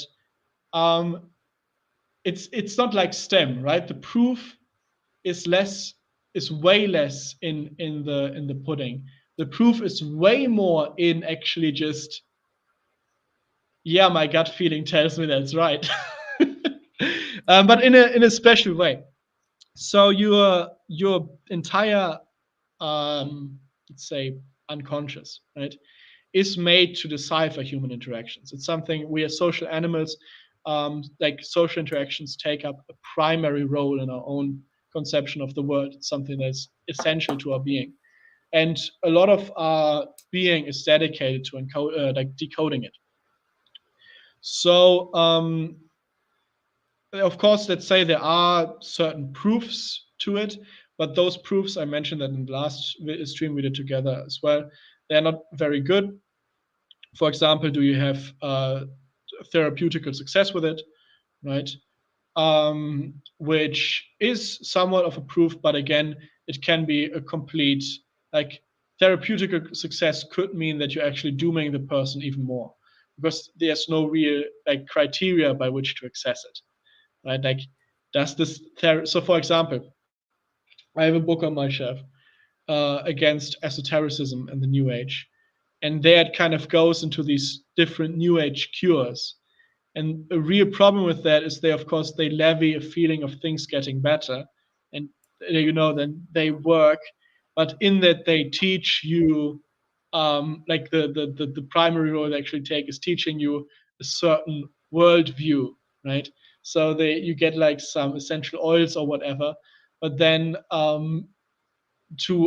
so the people who sell these things to you, or crystals or something, they tell you specifically it's unscientific, right? And then they tell you, oh, the scientists, they don't know what they're talking about, because the universe actually is subject to a sort of all-present energy, and this all-present energy actually can trap itself in structures, and that is, for example, what the feng shui masters in China are about. And then they start telling you about all these ancient cultures which believed all of these kind of things, stuff like that. So you get a cure, but in reality, the cure is an initiation into some occult beliefs, which are now tied to you feeling cured, right? So again, there's having in these kind of things, there's a very bad criteria of success. So the primary criteria of psychology should actually have is to have a robust framework on other things, society, God, man, religion, these kind of things. And then you can, because what the psyche is the transferring structure between your spirit and your body. This is why it's not really half, but half of psychology's problems, of psychological problems, are physical, and the other half are spiritual, right? You can have a very disordered spiritual life, and then thereby get into psychological problems. Believe me, I've been there. And this was something actually in my occult phase, where I was like, I consciously don't believe myself to be in danger, but subconsciously I believe myself to be very close to be abducted by the Men in Black. And that was one of the pointers which kind of pointed me out of occultism. And that is one way to develop psychological problems, because the spirit is disordered, and then the structure that translates the spirit into your body and into the word and into your speech and everything, it gets disordered. That's the one way. And the other way is, again, that the machinery is actually disordered, right? You can develop psychological problems for physiological reasons. Some neurons don't fire correctly. Something is going on in your brain chemistry, stuff like that. You can get a schizophrenia from that or something like that, right? So the psyche is the connection entity between body and spirit.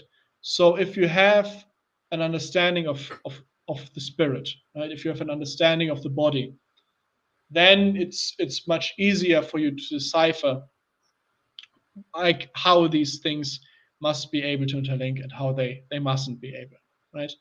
So again, psychology, of course, is a very contentious topic. Something that has just follow my gut, got it, XD. It's basically what it comes down to. I'm not going to lie. Okay, there's a bit more to that. Know. But I've got a different view. I think that the best way you can do it is with an examination of conscience.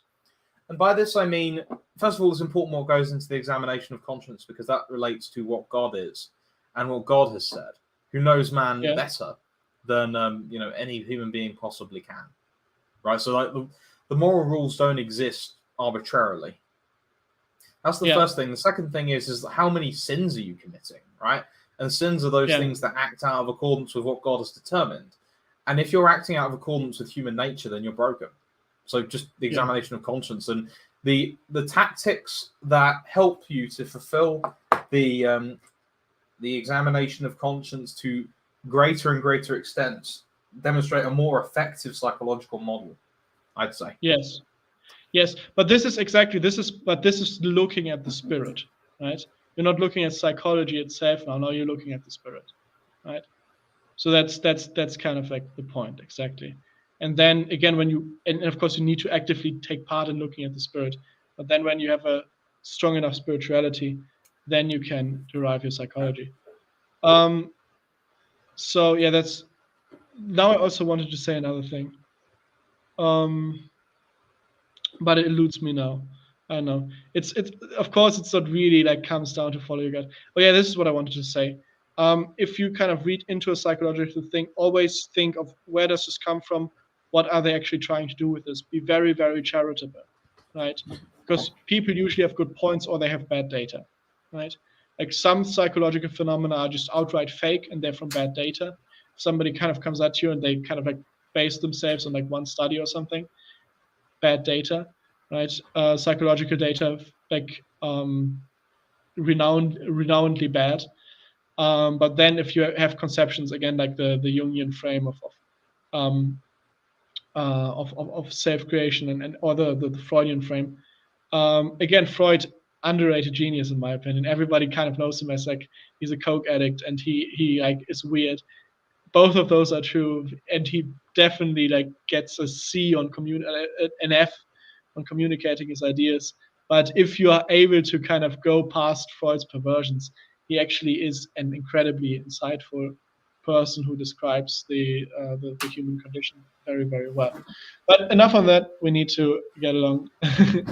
Okay, one-upmanship and base take rhetorical competition. It's just gay, like an actual proto-homosexual behavior, in my opinion. All efforts to be more, quote, based, unquote, than one another in anything but an IRL dare setting between friends or short-term performance and liminality are putting the individual in danger of losing themselves in internet rhetoric. Right, so I get the idea of being transgressive. I get the idea of being liminal. I get the idea of sometimes having to be like super loud and sure. But what happens is the right wing then closes the doors, right, to the world, or like you're in a right wing group somewhere, and then people there try to like out-based take one another. Where it's like we all agree on the basics, right? You don't need to like like be limited. You don't need to like tear in the seams here. We all agree on the basics. Why must you take this like into a super disordered version of itself, right?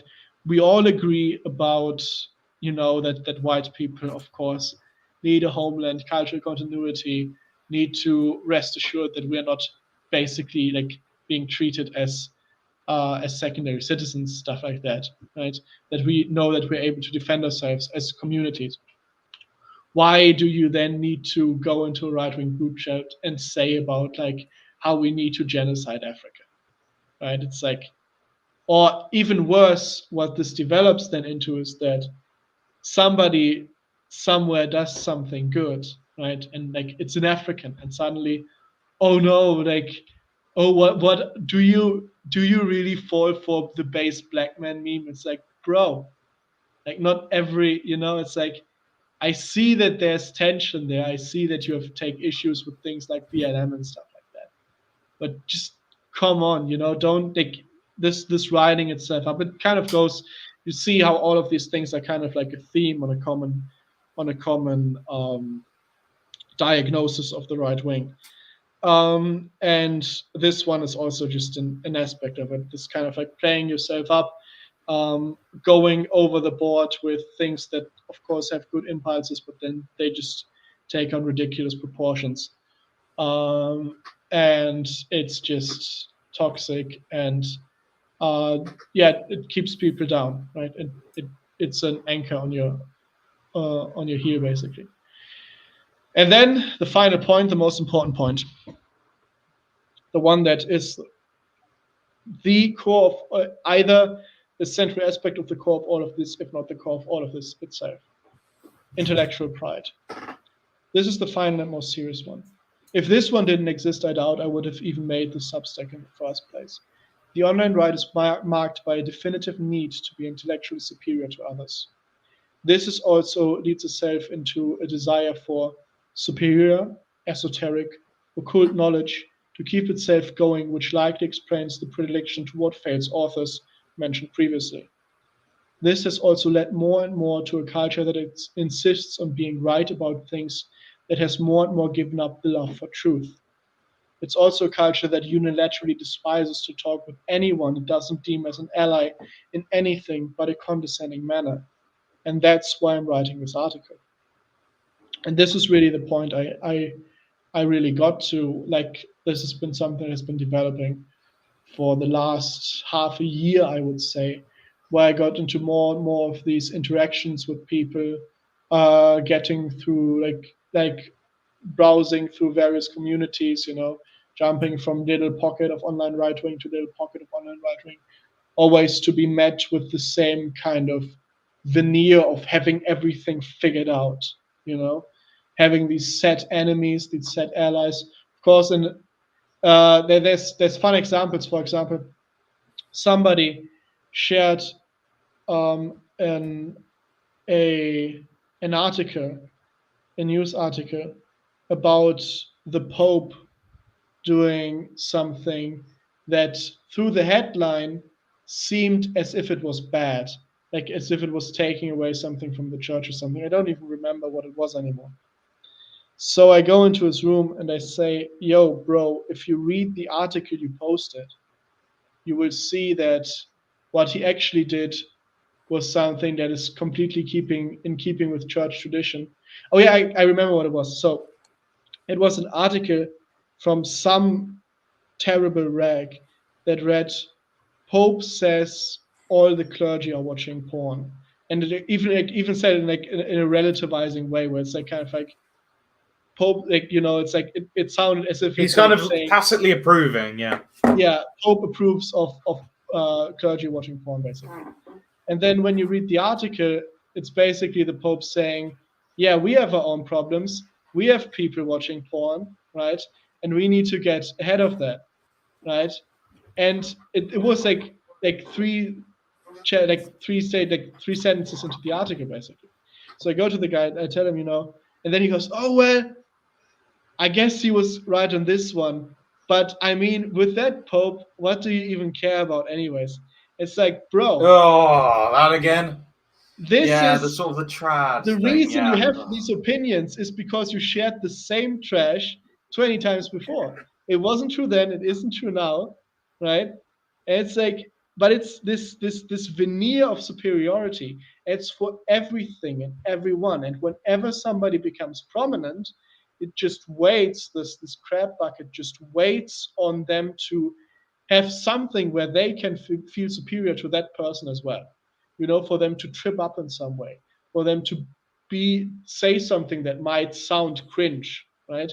Or might sound bad, or might be easily pulled out of context, and then stabs into its own people and just kind of goes haywire on them. I know that there's like people who should be, let's say, excluded, people who are just, you don't want to associate with, but it's an endemic problem. And it comes from the roots I outlined in the first article, because you feel incredibly betrayed by your culture. You see that everybody around you is running around like headless chickens. There's hypocrisy abound. You can see through it, so you develop this intellectual pride. There was this guy, you remember him? He went on the Game Awards and nominated them to the Orthodox Rabbi Bill Clinton. He's the Zoomer kid, right? Oh yeah, yeah, the Jewish one. The Jewish one. Yeah. I don't know if he's Jewish or not, but his name is Matan. He's 15. Mm-hmm. He's a perfect example for what a quote-unquote based Zoomer actually is, because he was later invited to some trashy stream, and he was there with some OnlyFans models, and he goes against them hard, right? The problem is he's being ridiculous in all of that, right? Like, he's like, oh, I'm actually a genius. Like, have you, can you read? He says to one of them, and she's like, yeah, I can read. And he's like, name 10 books. And he does all of this thing, and he makes, that one is pretty funny. It's the one that stuck in my mind. But he It's a makes good a lot name. of these weird assertions, and then of course they very easily get onto a shtick, and they say, okay, if you're so clever, like, what's the Pythagorean theorem? He's like, I don't need to answer that. And so the thing is, like, he has incredible intellectual pride in that stream, right?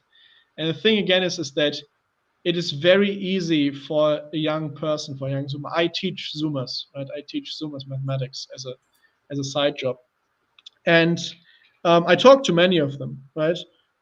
In parts even just because I see it as part of my job, because a lot of them have bad grades because they just don't have certain things figured out about, like, their teachers, their situation in life, that kind of stuff, you know. So I talk to them, and some of their lives, they're an absolute horror show, right? Like, like 14-year-olds telling me about, like, abundant sexting in their school, and people like losing losing their virginity when they're 12 or something, right? And That sounds fairly normal nowadays. yeah, and it's completely ridiculous, right? It's like, like a girl's like, yeah, this one girl I know, she like lost her virginity when she was 12 at 8 a.m. on a park bench, and she's been an emotional wreck ever since. It's just like, bruh, you know. And so these kids can see through that, but there's no pulling behind that, right? They're not developed, right? They know everything's wrong, right? So but the only, like, they don't have a teaching, they don't have a guiding principle in their life, right? So they just know everything is wrong, and they try to keep themselves from that. So they develop this pride, and then they make themselves right and everybody wrong, basically. And again, this is also at the heart of the dissident right, because people, again, some people basically fall for the Moloch. Maybe even most people fall for it, you know. And some people manage to keep themselves kind of protected from it. But the way they do that is basically through building up a massive disgust response to everything and everyone, keeping everyone out, right? And that's how you don't get betrayed. That's how you don't, again, lose your virginity at 8 p.m. on a park bench while you're massively underage. I get it, right? But it's not it's not the way to be, and it's a way that like fundamentally lends itself against being able to have any sort of effect on the world. Because again, we're social creatures, we need each other, we need to be able to have bonds with one another, and pride is the chief sin that it harms us so much and harms the relationships we have so much, that it can break something like this. It absolutely can break it. So going on with the stream, with the article, and it is this pride which troubles me. In many ways, I think it was endemic in the right wing and has poisoned it from the start. There's an undercurrent in the dissident right that says, I must be in power. That will spell doom if left to fester. Me, you, my friends, your friends, no particular person needs to necessarily be in power if the problems we face are fixed. And so this is my small recap, perhaps. Silence, wench. I don't want to be horny for power anymore. I just want to be happy. Small contemplation. So let me propose what an ideal milieu, not a movement, important difference, able to tackle the perils of the contemporary world may look like. I'm fully aware this checklist is something that can come across as perhaps overly ambitious or idealistic, but for now it's just supposed to be a vaguely possible ideal to be explored. 1. Driven by the transcendental values. The first thing such a milieu should be defined by is the relentless civilizing quest for the true, the good, and the beautiful. 2. Exaltation of humility. The love for these three transcendental values, truth, goodness, and beauty, is understood by the milieu to only be properly expressed with adequate humility, especially intellectual humility. 3. Saintly ideals. The saints, being the people who live the most virtuous public lives known to us, must be the core of great personalities. This milieu looks up to and take precedent over the quote great personalities of history. Read Napoleon, Tesla, Nietzsche, Gautama Buddha, Marcus Aurelius, etc. Especially since many of who we now call great men were actually the incubators of the modern poisons. Examples: Frederick II, Voltaire, Bismarck, or Gandhi. Coherence. The ability to communicate, coordinate, and choose what battles to pick and what to lay aside. 5. A strong, unified Christian backbone. A, this definitely means common prayer. B, this is the hardest of the bunch. The reason being that Protestantism is a failed project. The short form to explain this goes like this. Protestantism isn't actually supposed to be make your own Christianity, but its core defining feature, rejection of the authority of Rome, led to all of its various subgroups, each individually being unable to coordinate effective authority that would be capable to teach its members what Christianity actually is, leading into the de facto situation that the vast majority of Protestants just define Christianity as however they interpret the often a little more than 5 books of the Bible they read throughout their lives. This process then assembles a, quote, faith consensus, unquote, from the bottom up, with Protestants effectively amalgamating the individual interpretations of their peers into larger interpretive clusters. These clusters then define themselves against other clusters or groups, leading occasionally to a new fracture in Protestantism, but more often into some other, quote, anti-out group, unquote, activity, such as a witch burning or a vicious attack on the Catholicism, which then backfires. For example, this is how we get the myth that Christmas is actually pagan. Protestant attacks on Catholic Christmas culture, which, having settled into American and British consciousness, then turned out to be equally good at attacking Protestant Christmas culture. On the other hand, there are many good and earnest Protestants who try their best to follow Christ. The obvious compromise would be that any Protestant who accepts church teaching as valid and authoritative way to access Christ is a friend. But this is still an incredibly shaky situation and will likely lead to a lot of potential lethal bumps down the road. Reverence for the early church fathers has to be a must. C. The rivalry between the Western and Eastern churches actually takes up a bit of a special role here. The cooperation between these two parts might even be seen as a definite goal, because parts of the origin of what becomes the Moloch of modernity have their roots in attempts to mend the East-West schism that took place around the fall of Constantinople. Again, here, a bit badly phrased. This is saying that the attempts took place around the fall of Constantinople, not that the East-West schism did. And what basically happened here is that people trying to mend the East-West schism, this is also something that later happens in the Protestant Catholic schism. In each case, they result or think that the way to go through with it is to kind of resolve to a less defined, more pagan, like effectively a paganism of like high philosophy and like undefinedness. What we nowadays associate with stuff like maybe even the New Age, where like every form of religiosity is good as long as you're being spiritual. And then like spirituality is like the only thing you're basically not allowed to be is dogmatic. And of course, the reason in both of these instances was that the arguments between Catholicism and Orthodoxy and the arguments between Catholicism and Protestantism, they feel to many of the onlookers who just want to be done with it, they feel so trite, right? They feel so unimportant, like leavened and unleavened bread, filioque. Just don't be so like strict about your Christianity and we can all get along. And this is basically what inspired this kind of things. This massively flows into modernity. We will hopefully cover this on the channel in the future.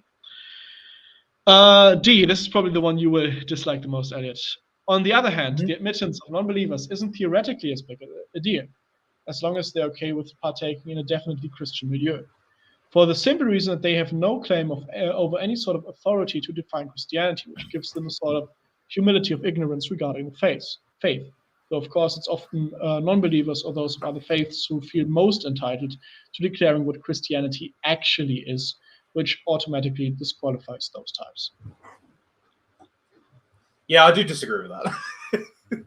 So let me just elaborate on that, because the thing here is it's kind of the logic of rather an enemy than a traitor. But basically what it is that if you have a milieu, again, I'm very like definitely using the word milieu here because the first level of any kind of being is just a social network, basically, right?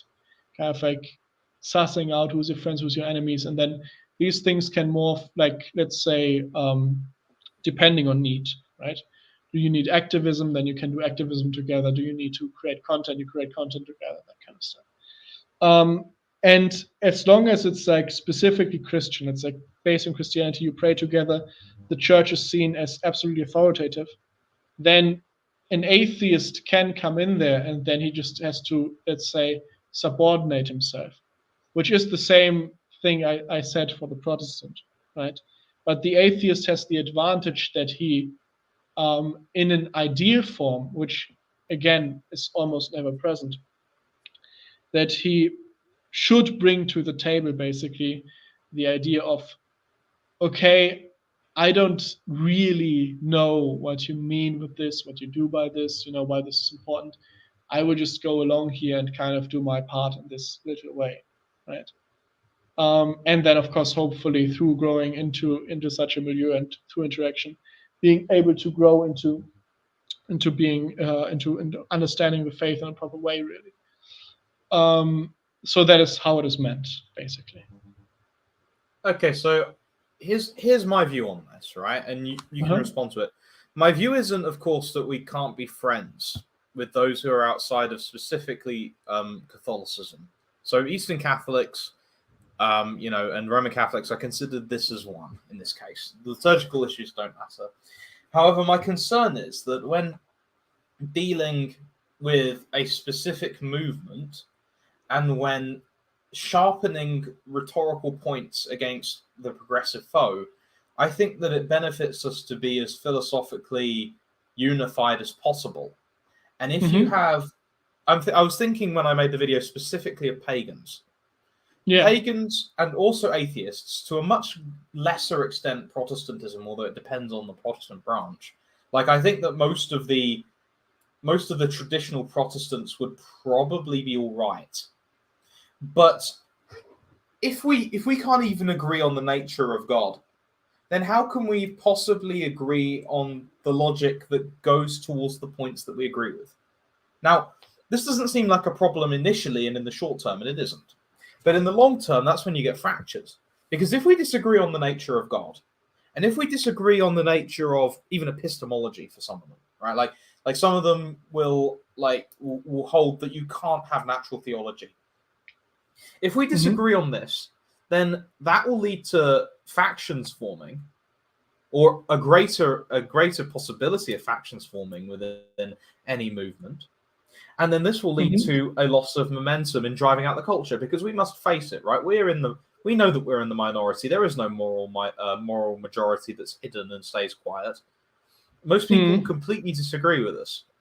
And the way that we deal with that, I think, is by incisively smashing the current civil religion and the philosophical underpinnings from that.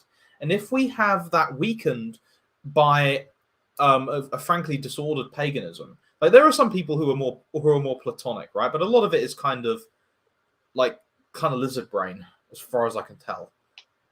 And if we're dealing with theistic personalists who don't believe that God is pure being, which seems like an oddly abstract take for perhaps somebody in the audience, but I think you can probably understand why that might be an issue.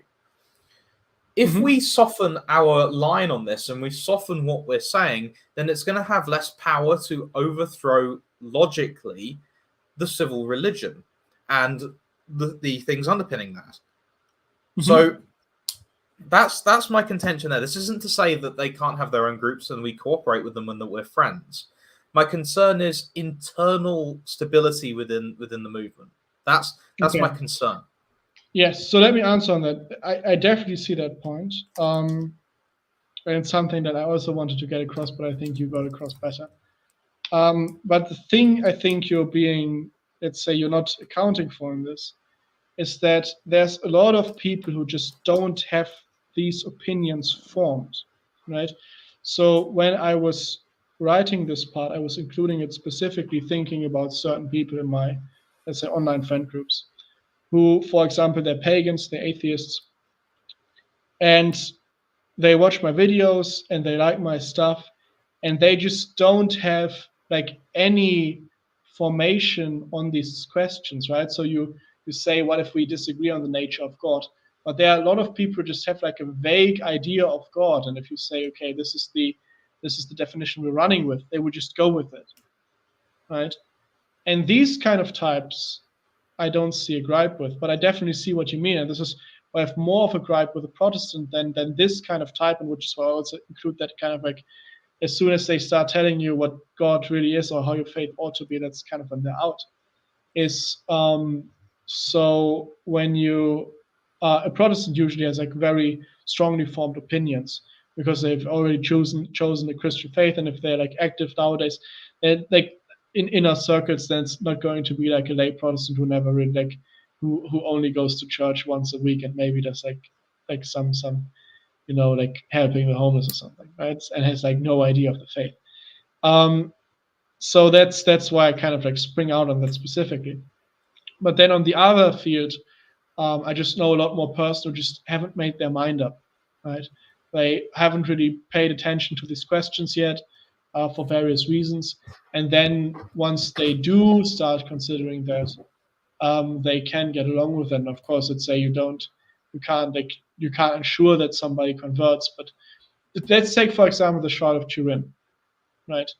In the Shroud of Turin research project, one of the like most ardent defenders of the Shroud of Turin is a believing Jew who doesn't believe that Christ is the Messiah, right? And he defends the Shroud of Turin as an exceptional relic and as something that can't be done away with like any sort of scientific hand waving or something. And he fought for that thing when everybody thought the carbon dating had proved it to be fake, right? He fought for that thing tooth and nail.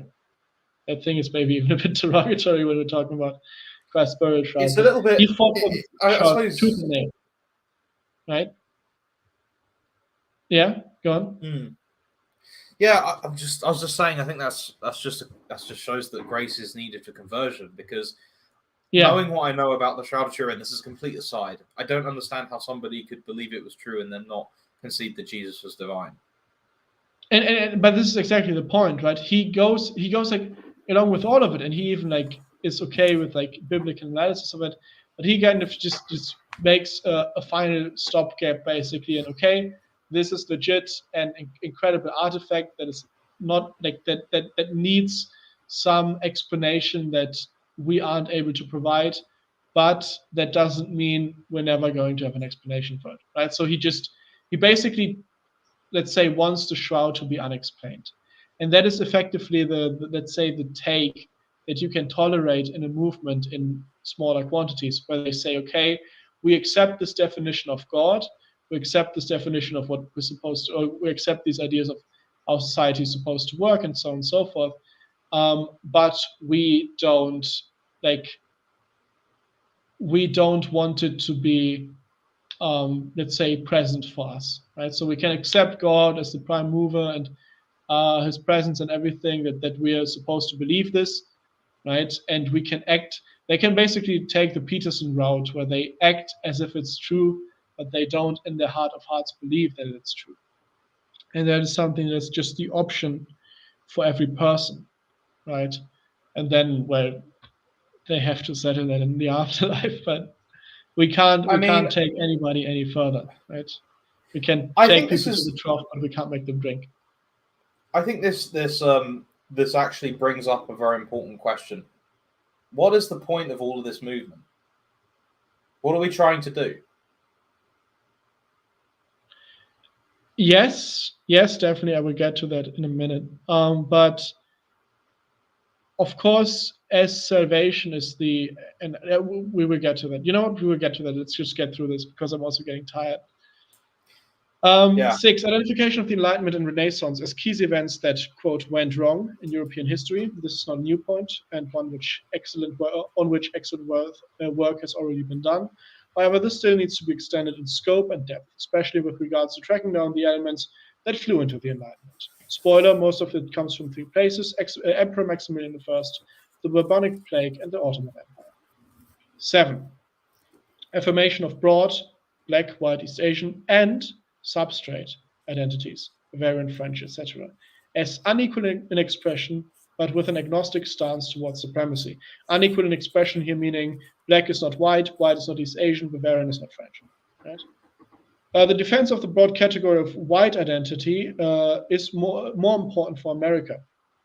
White's defense of local white identities, like German or even Catalan, is more important to Europeans due to cultural and historical circumstances. These, however, have to back each other up. Being white cannot be allowed to absorb being Swedish, and there even has to be room to be made for the Swedish to accept whomever they want into being Swedish. Whilst on the other hand, the idea of I'm not white, I'm Swedish should be seen as unserious as it is coming from a white Swede. And again, here I do mean, and I do mean that very much, like unironically, if you're being Sweden and if you're being Swedish, even though I don't think they're doing it at the moment, you definitely reserve the right to take on like 50 Pakistanis on a boat and make them your kin. This is something, if we want to go back onto how nations really formed, like let's say how like organically nations form, in every state of existence before we kind of start setting up nations via registers, you have the idea of something like, in Germany we call it Blutsbruderschaft, the brotherhood of blood, which does actually means that you have a different blood than the other person, of taking somebody into your family, of adopting somebody into your family. And in any period of history, you always have these small adaptations going on. Of course, usually much more localized, right? You adopt French into the German state, you adopt German to the French state. But sometimes even we have these accounts of people being adopted into completely foreign cultures, right? A Chinese man being adopted into a Swedish village, or a European tradesman being adopted into an Indian family, something like that. This idea of taking somebody who's not of your blood into your family is something that each family and each kin has the sovereign right to, right? And again, I'm not saying that this is something the Swedish are doing right now enthusiastically, because of course, let's say terms and conditions apply. But in theory, it's something that's very much the right and decision to be made by every kind of family and people group. Also, any concept of superiority should be left out of the equation at this time. Onto the statement, I built the greatest civilization known to man, by the European supremacist, the African supremacist could just answer, to hand it to which children? The simple fact of the matter is that we are all currently alive and we will continue to exist. We have our own ways of doing things and we are just as often unsure which way is truly best. We can learn from each other and we can also choose to do our own thing. We're simply dissimilar. Again, this is, in most parts, I think, however, this is a point that nowadays doesn't really, I think, again, it doesn't really step on so many toes these days. This is something I think I'm seeing the right wing getting relatively good on, especially with Ye being so prominent now. And of course, that's not something where you can just say we only need white supremacy now. Okay. 8. Trust between members and IRL interaction. The idea of an, quote, internet movement, unquote, has largely been disproven. The future is IRL. Online is a backdrop, database, stage, and a way to keep in touch over great distances. This, again, is not to diminish that online does play a role, right? I mean, I'm going to continue doing my somebody says in the chat, I didn't know the Turks could be blamed for modernity, but I'm all for it. Yeah. Okay, going back to the point. Of course, again, online is important. You can host streams there, but treat online as not like your main, like don't treat live streams as your like main mode of interaction, or Twitter Spaces or something. Like the interaction between members has to move offline as much as possible, because online like relationships, of course, sometimes when I keep in touch with the Americans, what am I supposed to do, right? But as much as possible, it needs to move offline, and you need to be able to have, like, at least met the person once or twice. Okay. But I think also, again, this one isn't a really contentious point. More and more people are starting to get this. The ones who don't will just be left behind. 9. Primary orientation towards salvation through secondary means. I will, and this is kind of like, what is this movement even for, right? I will jot down ideas for these means activities engaged in by the milieu in a bit, but it always needs to be understood that salvation of self and others is the primary goal, and all activities need to be in continuous service of that. So that, of course, would be the final goal. redeeming others, redeeming the self. Everything you do is kind of oriented towards that. But again, even in having people in the movement who aren't believing Christians, we have to again just keep in mind the idea of the church, that where there just are people who they can fit in and everything, but they just won't convert. They just exist in every Christian community, always there.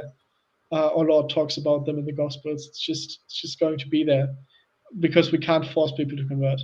They have to make that final step, and there's always, like, let's say, a veneer of plausibility, of deniability, or something, right? That is very much intended by God, so that you have the choice, right? Even if you're perfectly educated about the faith, to actually accept it or not accept it. And this is just something we need to respect.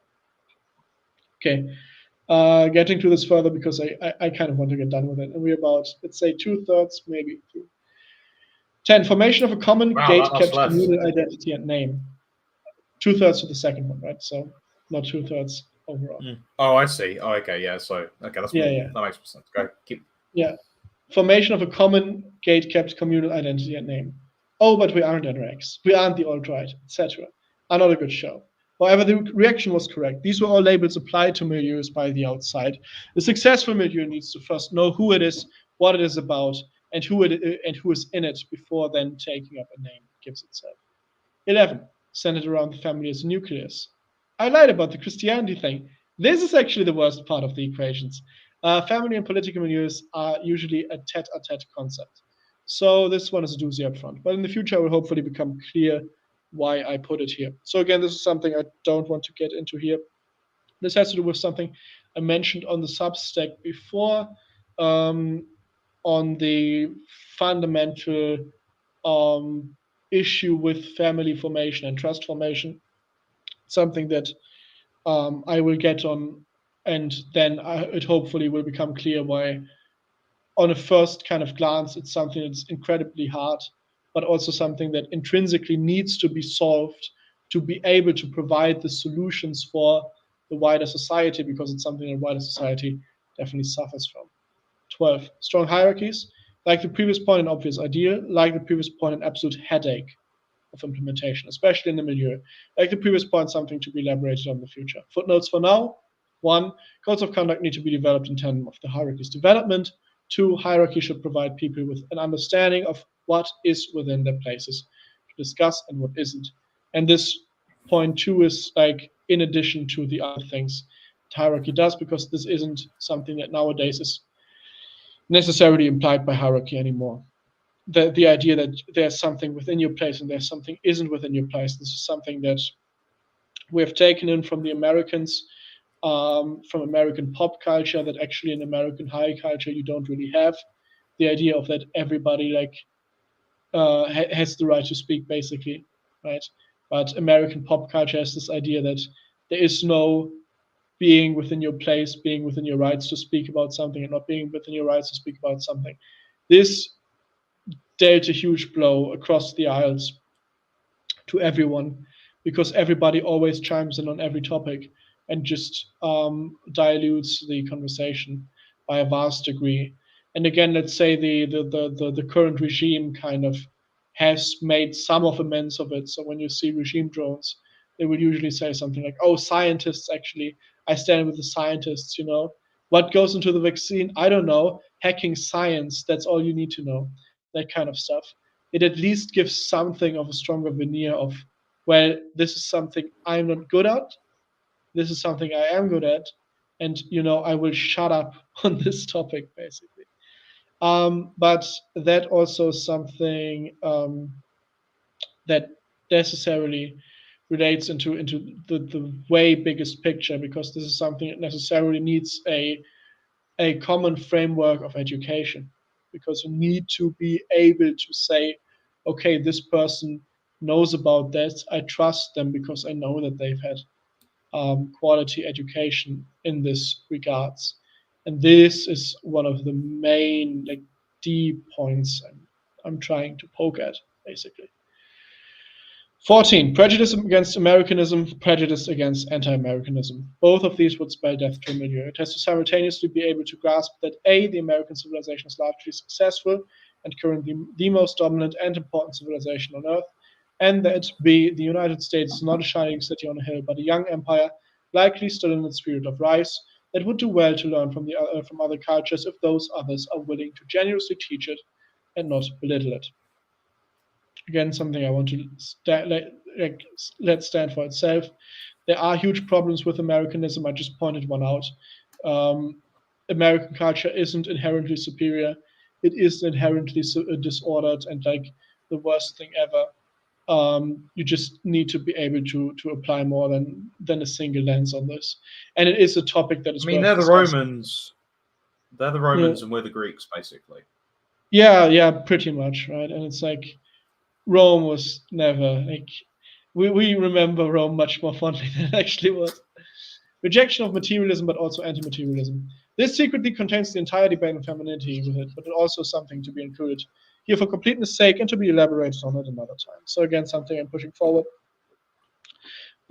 This is also to do with the whole like the quest for femininity is actually the quest for conservatism, is actually the interaction between materialism and anti-materialism, all harkening back into this fundamental issue of the Western faith dividing and then trying to be supplemented with paganism, which all paganism is effectively a form of materialism, even if it holds a superior spirit. It always treats them as if they are static rules, which is the same way we are materialistic in today's world, right? Because nobody, like no materialist would say everything is subject to like matter. They would always say everything is subject to the four fundamental forces, right? And they are technically immaterial. So anyway, 16, celebration of meekness and self-regulation, technically a core part of Christianity, but needs to be especially highlighted in today's right-wing culture. We've been on about this with the whole pride thing. This is the antidote to that.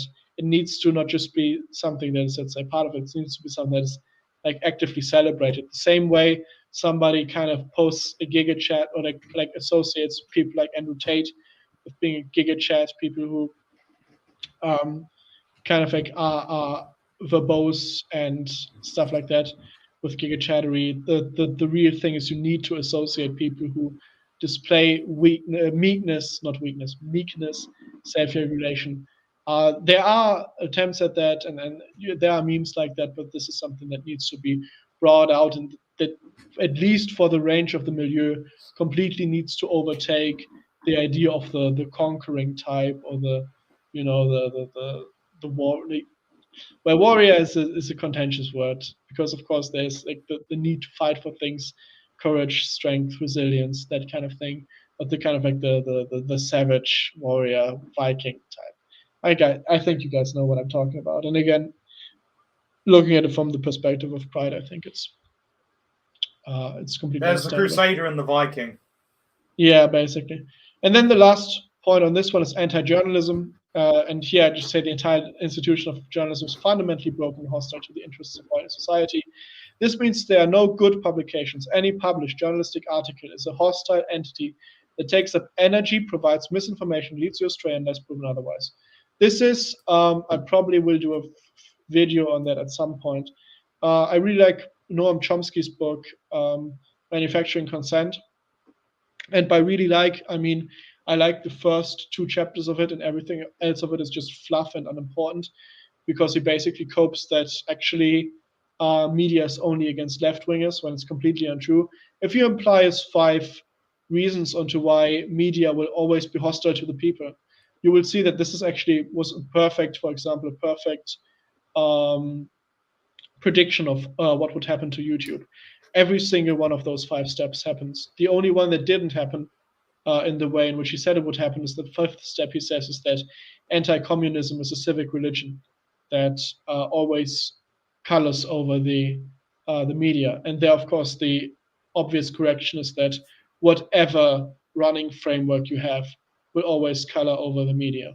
And then the other ones, again, I will do a video on that, but it basically lies out why the institution of media that we have, of journalism that we have, is something that always and exclusively must necessarily result in a situation which is hostile to the people who actually read the bloody things.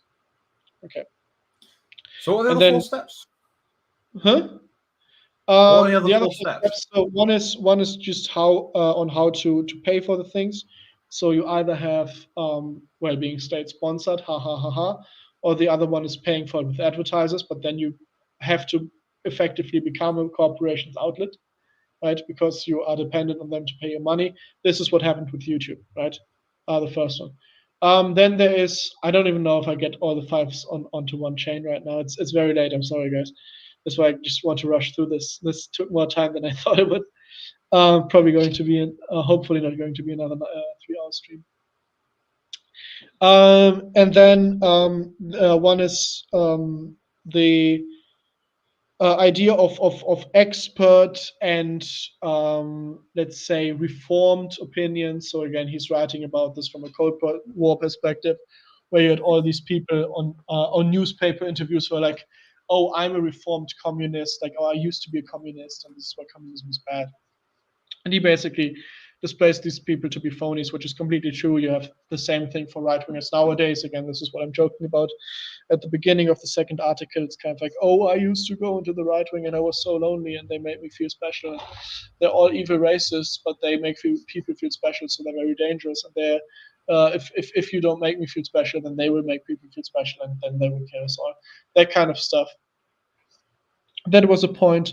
And then the other 2 points I don't have on me right now. So, but again, something I probably will do a future on in the video anyways, and it's not something I wanted to be the purview of which. But especially, especially regarding the first point of, well, how do you even pay for the whole thing? You necessarily get into murky waters. And with the communication environment we have nowadays, where technically you can always just share your sources around and should always share your sources around, there's no need for specific journalism, because the only 3 things journalism provides is A, interviews, which you now can do without any sort of like journalistic entanglements. B, source reporting, which again, now you just present the source, right? And C, anonymous scoops. But anonymous scoops were already being manipulated when journalism was still the only like major way of communication. So like they are just as fake now as they were in journalism, right? When journalism was big, like there's no real change there. Whether like it's somebody on Twitter going, "I have an anonymous scoop that's about that and that and that," and then you have to guess like, okay, like that guy. Actually, they've become more trustworthy because there's like certain people, when they have an anonymous scoop, you know they actually have something. And then with the journalists, with the publications, you usually have the trust level of the publication, but there were multiple people publishing, so you could have like good and bad apples under the same publication for the anonymous scoops. So there's no really need for it anymore. So anybody who wants to set up a media company, I don't know, just don't. And then just don't share journalist articles. Like, why are you doing that? What's wrong with you? Okay, let me just. The problem is though. Yeah. Yeah. Okay. Go ahead. Yeah, I was just gonna say, should I just keep my mouth shut and let you do it? Yeah, I think so. I think it's getting late. I'm sorry. Yeah, I'll keep my mouth shut. Yeah, go ahead. Yeah, then maybe we can talk about in the end a bit more, but then like it's just. So yeah, I get it. It's probably quite late for you right now. Yeah, go ahead. Yeah, small elaboration. Now here again, I want to spell that I'm not trying to create a movement or launch a political manifesto.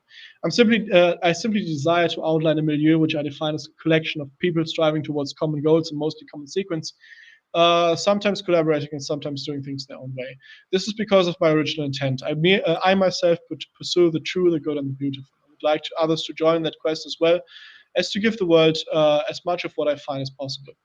This can sometimes take on the form of a movement, but that is simply not something I see as necessary towards my pursuits right now. I am, of course, aware of streams and currents within the online right which exhibit many of the attributes I listed and partake in the given flaws to more or less degrees. Chiefly, there would be the groypers, which are probably the closest to what I described. But again, this is not really what I'm gunning for here. In my last Substack, I refer to those I associate with as those searching for truth. So let me give the rough definition of the left and the right as I see it. The right is, at least these days, comprised of all those who have a form of sense that the frame of contemporary society is a lie, broken, etc. This is how libertarians, Wigners, monarchists, Bible Belters, Freemasons, skeptics, Jeroganites, conspiratites, and Mormons all somehow accumulate on the same page on the right wing. Whilst left-wingers are effectively comprised of those who do not challenge the frame, but rather use it to challenge society. This is why women are overrepresented on the left, together with academics, managers, college and school kids, non-whites, Antifa, Greens, sexual deviants, and Silicon Valley. As such, with the conviction that the frame is indeed broken, the milieu's goal of salvation necessarily also implies the mending of the frame, which makes the milieu necessarily right-wing and an element at odds with contemporary culture. And that task of mending and growing out a culture that is once again true, good, and beautiful is what I want to spend my time doing and hope to work on with others. To that end, there are a few tasks that I see as absolutely necessary, all of which are things I intend to spend my time on.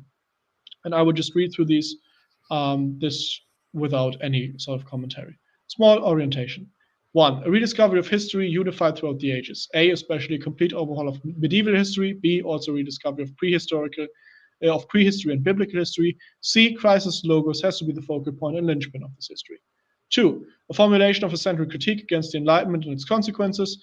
Again, good first steps have been made, like here or here. I link Endeavor's Lights of the Enlightenment and Anamnesis's videos on Moldbug, but this definitely needs to be developed on. 3. Formulation of an ethic of power. A current problem of a concept of ethics seems to be that they get very skimpy around the subject of individuals holding, begetting, or desiring power, especially the holding part. This is bad because it betrays those who find themselves with power by leaving them without guidance, as well as usually giving the powerless a very wrong image of the powerful. 4. A rediscovery of the role of the female in the world. Both 50s housewifism and modern girl bossing are toxic and leave the better half of the population in a bad spot. However, it's not just girls who play into this, but the role of all feminine elements within existence, which we need to readjust. 5. Formulation of an extended social theory. This is what I would dedicate the Substack to in the future. This is actually what this whole thing is really about. The Substack in the future is going to be about social theory. Various angles, various things. If you've never heard of it, subscribe to it now. I'm going to talk about social theory. I've kind of played on that a little bit in past instances, but I will go into this in the future. Okay, this is what I will dedicate the Substack to in the future, hoping to get a plethora of interesting articles out for you all, which I can finally surmise into a book. Much is planned here on my side, and I hope you're looking forward to it. 6. Connection of religion, psychology, and information sciences. At the dawn of actually good AI, these things will become possible.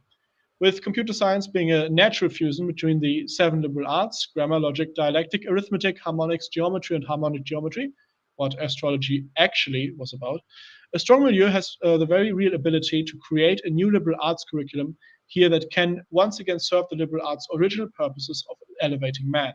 And this is again what I'm talking about with the whole like education thing, which is kind of like what I see as necessary and like the central work that I kind of orient myself around, really. If something like this is capable of being produced and being like in our time, that would be huge. 7. Production of a Christian culture that can engage intelligently with the modern world. The milieu has to be Christian in essence, and as such, its fruits also have to be Christian. Efforts to evangelize the world should not be unknown to it. And again, 7 and 6 connect with one another. And then 8, reintroduce the Catholic Church's fully fledged ethical and moral teachings, including teachings on modesty, chastity, ways to overcome one's passions, the necessity of prayer and servitude to God, proper conduct, etc. None of these are flawed. We have just pushed them to the side in the pursuit of vanity. And then the last 2 steps are very small clarification.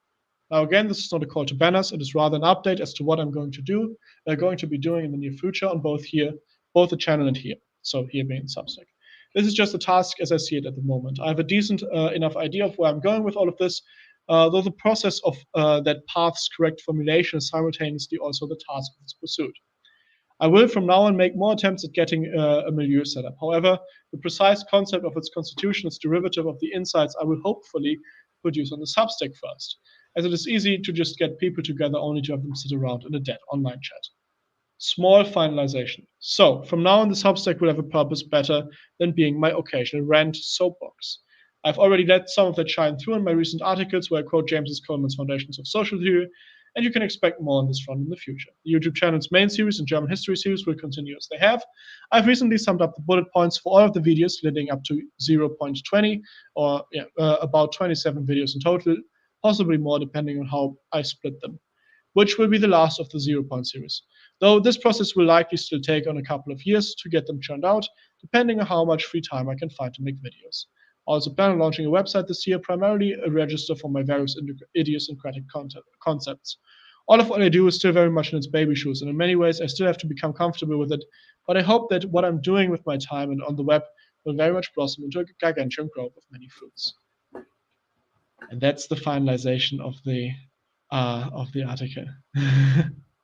Somebody saying, isn't it like 4 a.m. in Europe right now? Lol, it's 2:40 where I'm at in Germany. So yeah, it's 2:40 a.m. It's late. I'm tired. But yeah, so let's wrap this up and then we're done.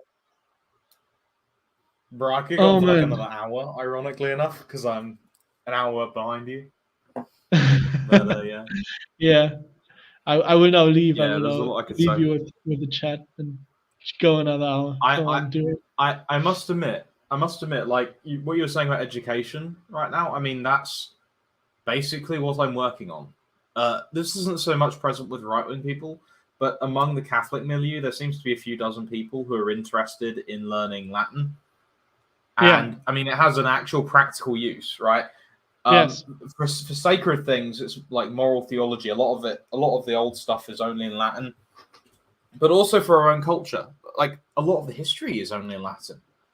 And I'm in a position to teach it. So tomorrow, I mean, I spent the day today reading through the Gospel of John, because what I've done is I've written something that generates these readers, and I spent the day reading through the Bible in Latin with these readers to make sure they all work. So I can do this with any Latin text I want as well now. So I'm going to start selling them. I'm thinking that I could probably do Latin classes, but the real problem with this, and this is the thing, right? I can't do that unless the lights are on. Yeah. And that's the thing, right? There's no, I mean, there are books being sold. You know, BAPS sold this book, but there isn't really a right-wing economy. And I'm more than willing to go ahead and throw my life into spending my life educating right-wingers on their own culture, right? That would be great, you know, be able to be paid to, seek out these historical things. But I don't know if the money's even there. If people want to give me the money, yeah, sure. Like I can monetize that. I've read enough business books and done it before. But that's the real issue as I'm looking at it right now. The other issue is, how do you poke these people in a way that makes them get attention, right?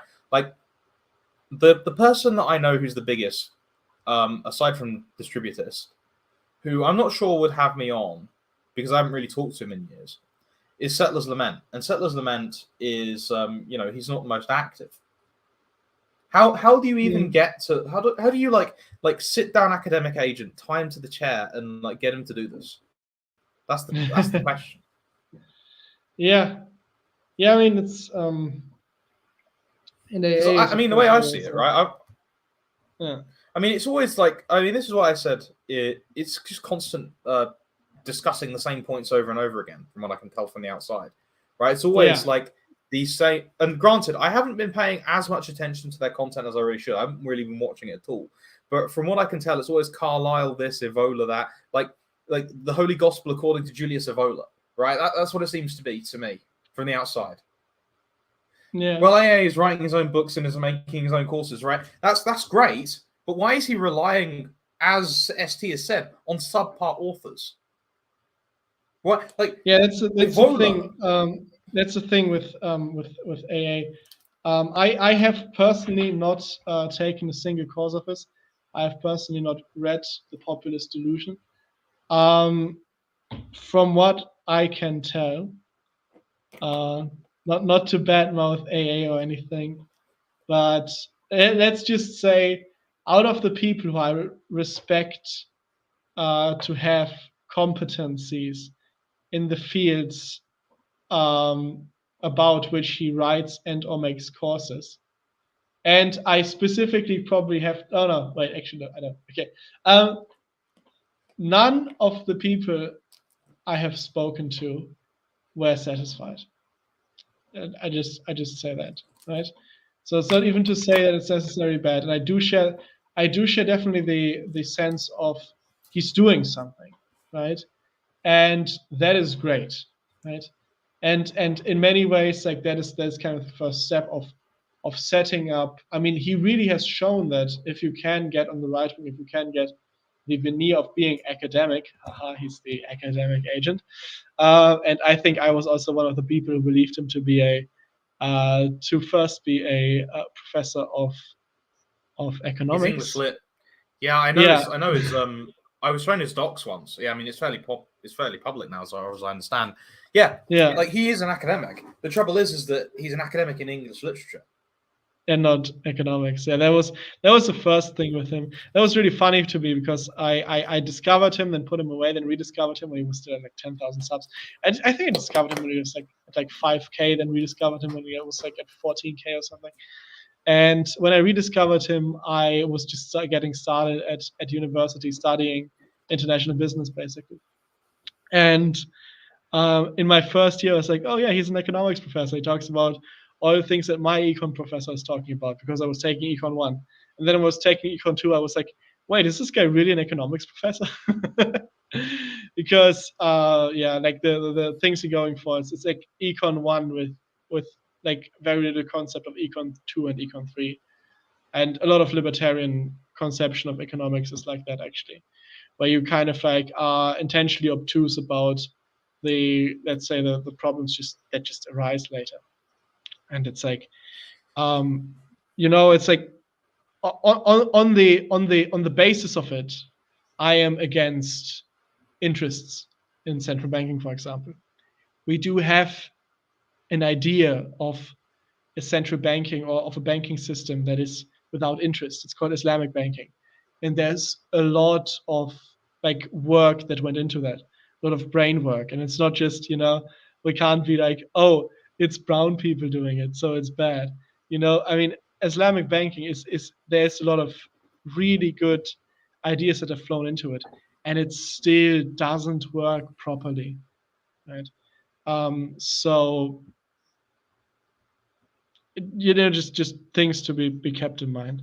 And again, that education thing is something that is very integral to my attempts. You guys may see on my channel, actually, I have a series where I go through Systemium Josephus' book, The Trivium, which I need to continue, and which I very much intend to finish. But yeah, so let me give some final pointers before we shut it off. So at the moment, I'm kind of like shaky on my job situation that usually wears down my productivity, grinds down my productivity. Now, when I get less shaky on my job situation, that probably means that my workload, which I will have then, will increase much more.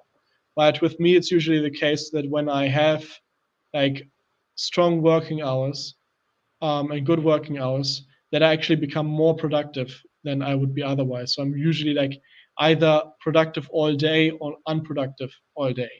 It's really either way for me. So I'm currently very much unproductive all day, and so I'm not churning out very much. I don't know if I can make any sort of promise. Let's say if my home situation keeps itself. So ever since I made this video, this channel, I started making this channel in 2020 during the pandemic, and my life since then, and really starting in that year, has been like marked by relentless amounts of ups and downs. Of like basically going through the pandemic and everything. So the upload schedule is painted by that, right? It's marked by that.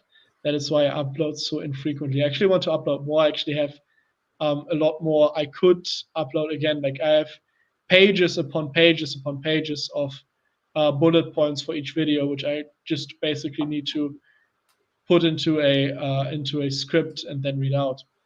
And that takes something between 1 and 2 weeks if I dedicate my time to it. and I don't even need to like pull all-nighters or anything.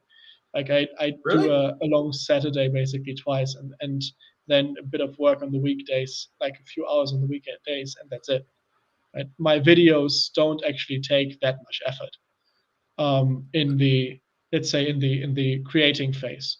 They just take a lot of time to really, for me to feel comfortable with the takes I provide. Because many of the things that I'm working on, I have been working on for at times 6 years or something. Right?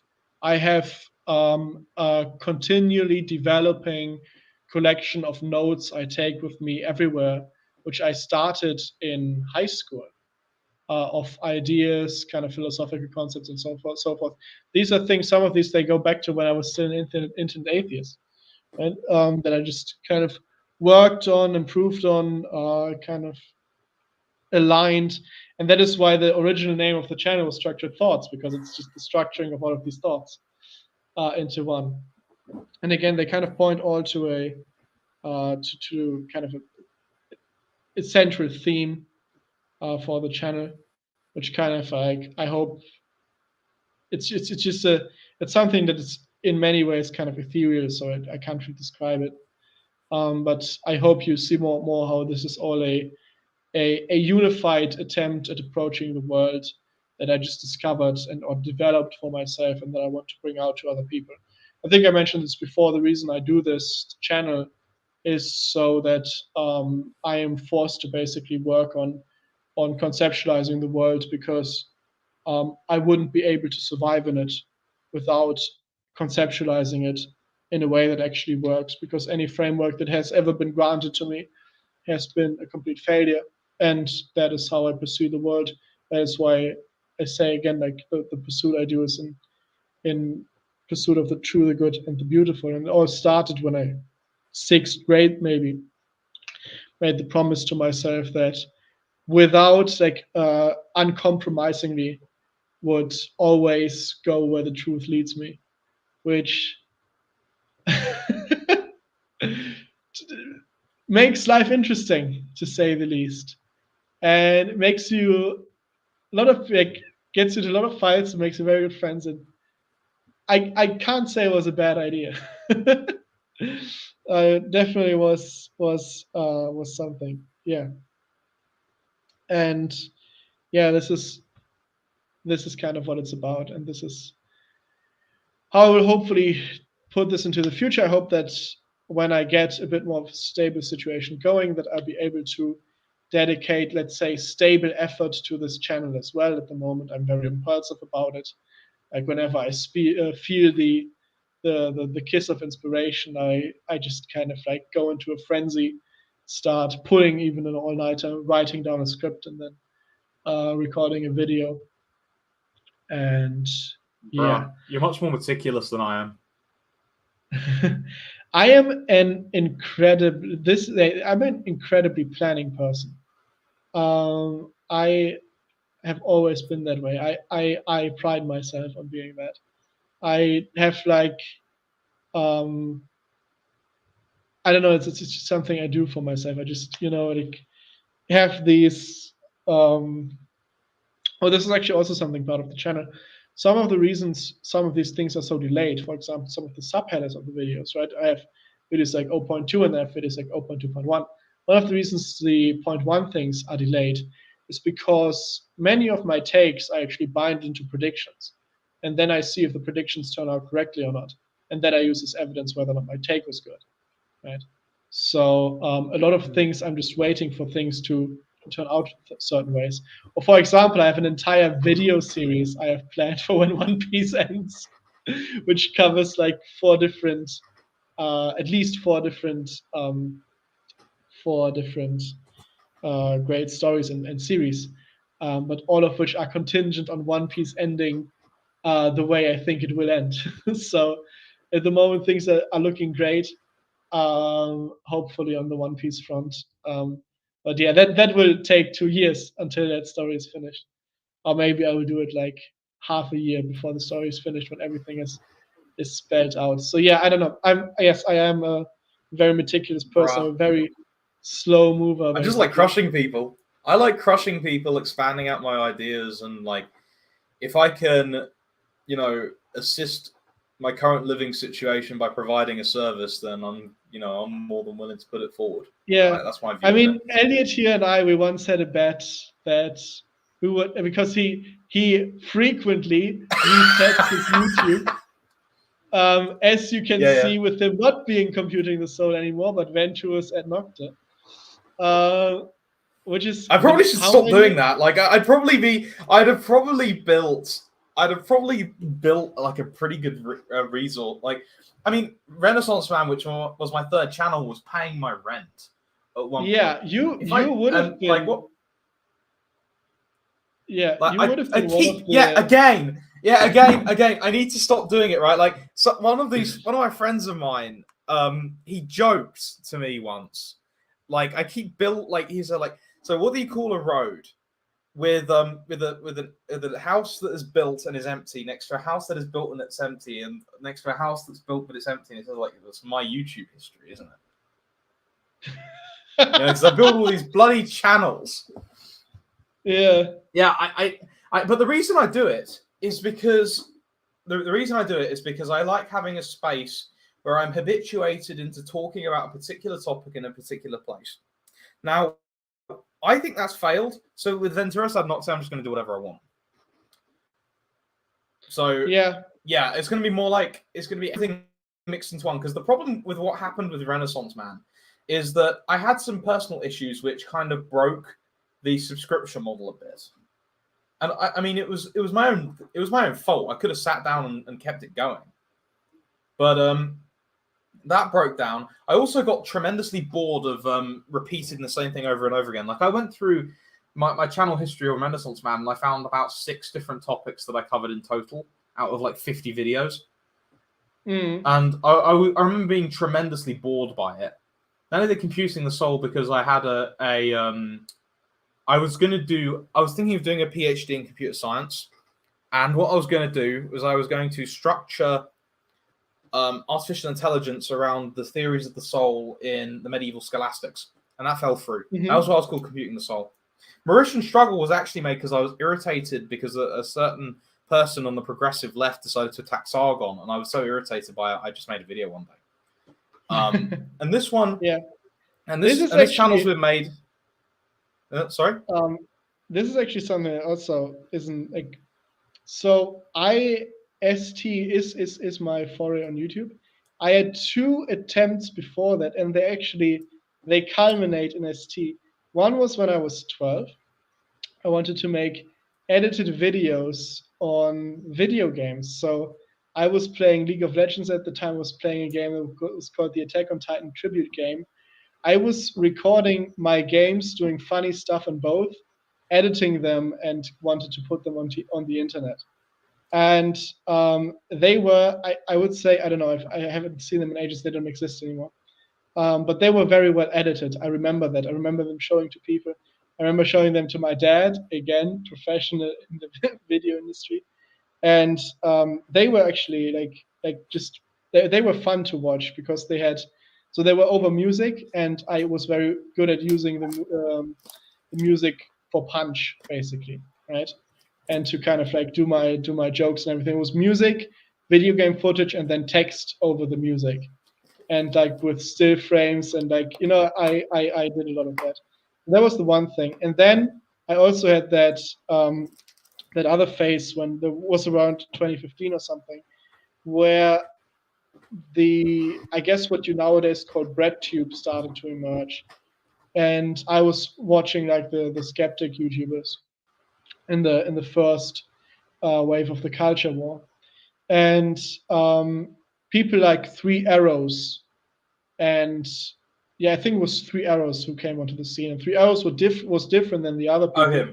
Because 3 Arrows also cited studies, and actually back then what I did is I sat down, I emailed all the professors of the studies he cited, and I had them send those studies to me. By the way, guys, in case you don't know, professors don't get paid by the publications they publish in. So if you want to read a study, just email them, and they will usually send it to you. So I was going through all the studies these people were going through, and trying to debunk the right wing, and I showed how they misinterpreted the studies. So one I remember to this day was about Donald Trump, and about like what his priorities are and what his priorities aren't, and so on and so forth, and how it's the rich who decide the fate of the United States and whatever. I actually went through the studies and showed that, for example, in the study that was cited, where the rich decide the fate of America, it is was cited that if you're just a single, like a normal American, your opinions don't count. If you are super rich, your opinions do count. But if you are part of an NGO, your opinions also count, even more than the rich. So every non-governmental organization, every kind of like organization that engages itself politically, tracks better onto getting legislation passed than any sort of effort of what do you call it, of lobbying. In the study, which the guy quoted, right, which he himself hadn't read, right, and I went through all of these things. I wanted to debunk these people, but then I didn't have any recording equipment, right? And so I didn't end up doing that, and then it just became ridiculous to me because nobody was reading any studies. Like everybody was pretending they were, but nobody was actually reading any studies. They were just kind of slapping things at one another, and I was always sitting there, somewhere in chat, holy autism, exactly, right? I was doing like all the heavy work, and nobody was actually caring about it. And if somebody brought it up, I actually checked, and there was a debunk of the debunk of the debunk, right? And like 500 views of people actually going into the studies. I was like, okay, nobody's listening to this. So I kind of let it to the side, and then everything else developed. Yeah, I did other YouTube channels as well, actually. Like when I was a teenager, I did at least 3.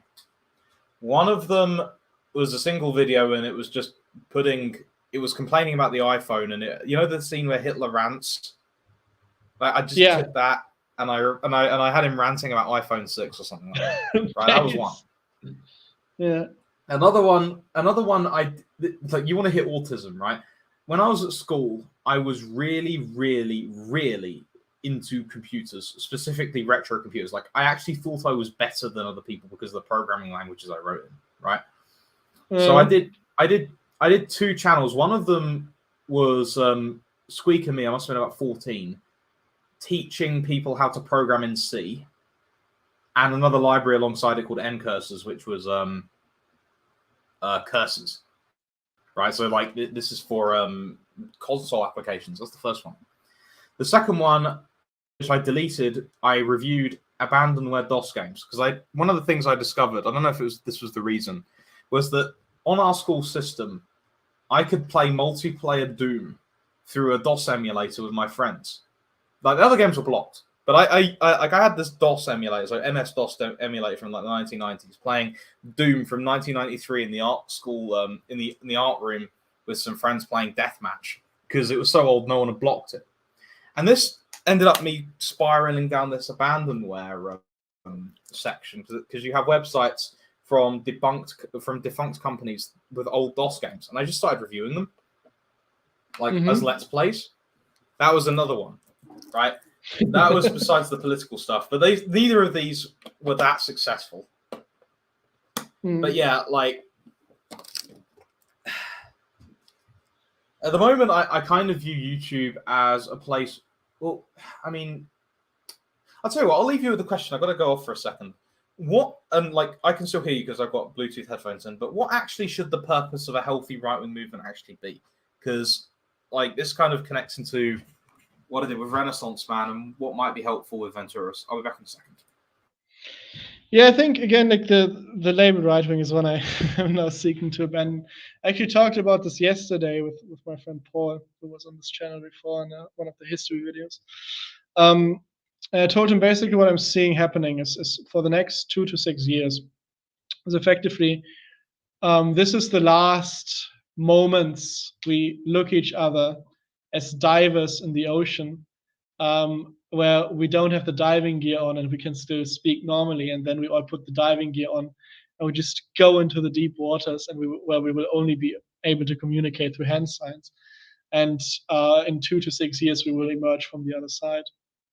Basically, what I mean by that is, so this is how you see that I'm not right-wing, and I think no man is actually right-wing, because again, the innate urge to conserve as kind of like a final stage is something that very much I see as a feminine impulse, and one that really is way more for like something that drives women than men. Men always push forwards, men always push boundaries. And what is happening now is just the transcendence, or the complete defragmentation of the world that we lived in. And this will happen for the next 2 to 6 years, where and that is why also the idea of getting into deep waters, not only because it's a symbol for chaos, but also because the communication in the deep waters is so limited, and the communication in a society that resets its framework is also very limited, because you need this framework to be able to engage in the same meaning of words. Something I mentioned before as a side thought is also in 0.3.1 is the idea of a hermeneutic group, and the hermeneutic group also provides well hermeneutic. So the understanding of vocabulary, which is how you get similar vocabulary or same vocabulary shared by two groups having completely different meanings. So what will happen is that communication between different subchapters, even of right-wingers, not just between right and left, but even of right-wingers, will become will boil down to a way more base level, as everybody is kind of going through the process of this recreation. And again, there's this illusion that in an effort of change, which that you can kind of guide it, whilst you're also being subject to the change itself. The idea of that every man is at once both the sculpture and the sculptor, right?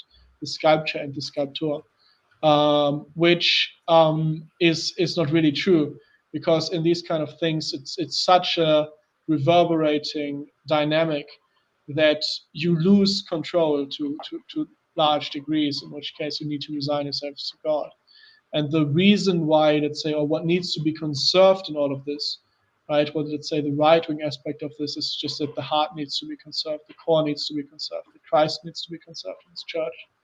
And that is the only task, is to create this conversation, this conservation, this continuity, this connection to our past, that doesn't break as we progress into the future, because we will always emerge the other side. And the only question is, can we do so and still benefit from the inside of history, right? And that is kind of like the last sign I want to give everybody, as because the next 6 years are probably going to be, like, again, 2 to 6 years.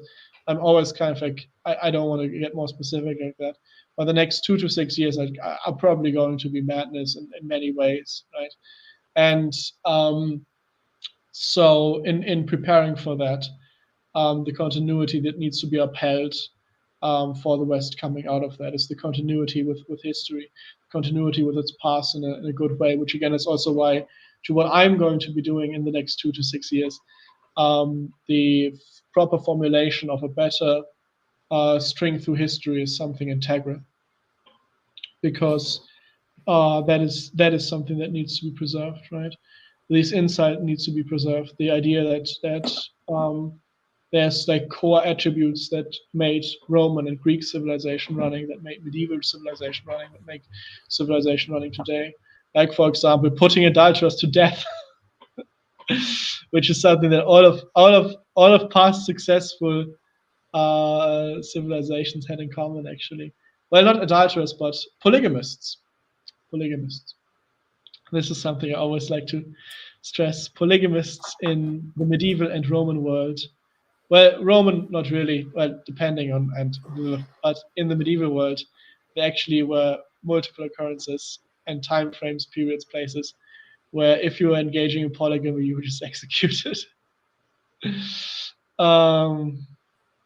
Yeah, no. So you basically think we're entering a kind of a French Revolutionary sort of period, basically.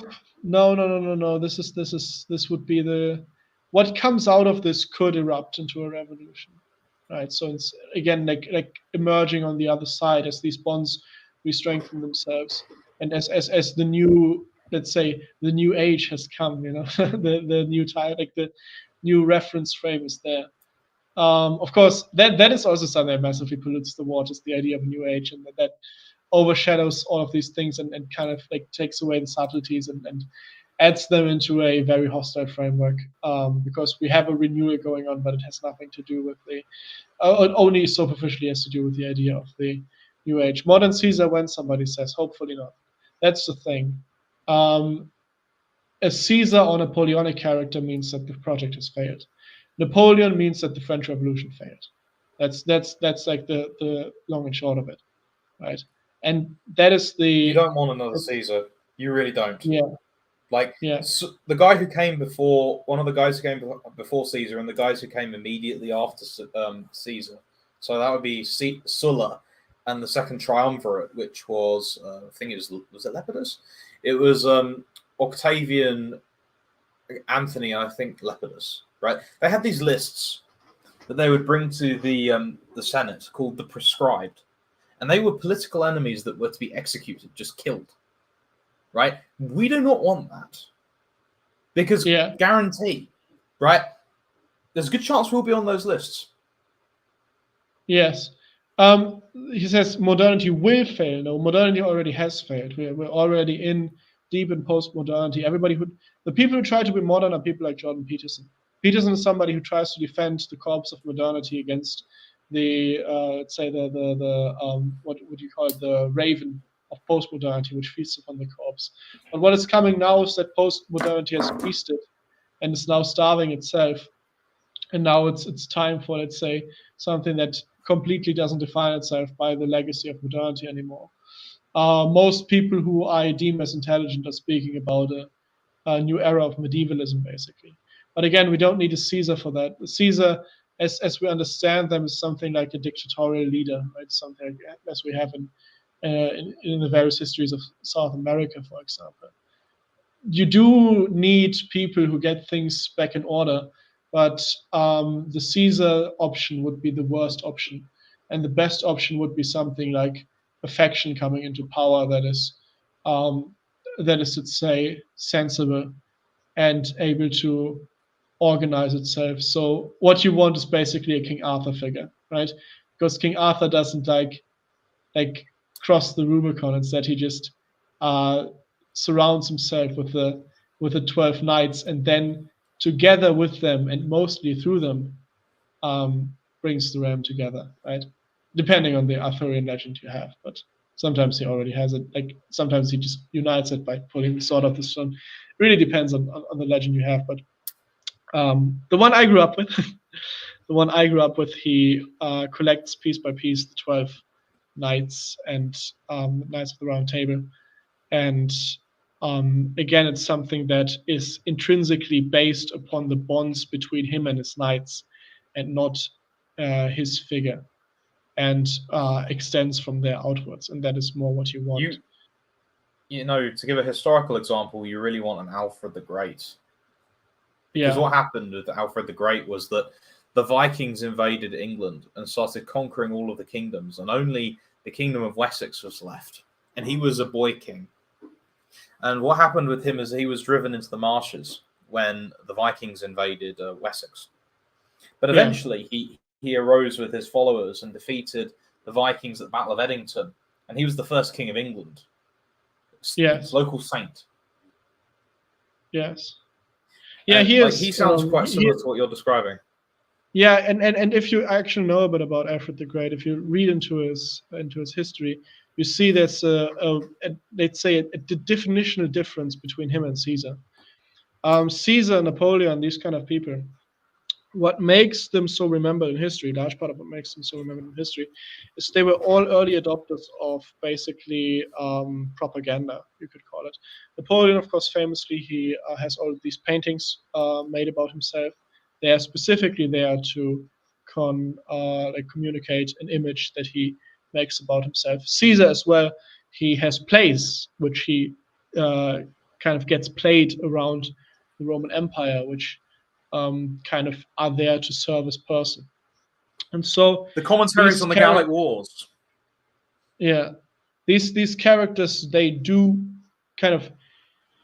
bring with them that egomaniacal entitlement, really, that you have in a tyrannical person. While you have in Alfred the Great somebody, if you read about his life, you immediately tell that the success he has is because of his humility, because he cares about the little stupid details that that win him the battles, right?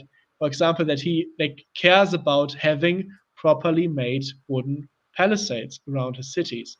It's a stupid, annoying little thing, right? Because you can erect some woodlands, basically. To be fair, but Caesar used to talk. Apparently, Caesar used to talk a lot about logistics, and I don't think we call Caesar a particularly savory individual. I mean, I call him a genocide. You commit genocide.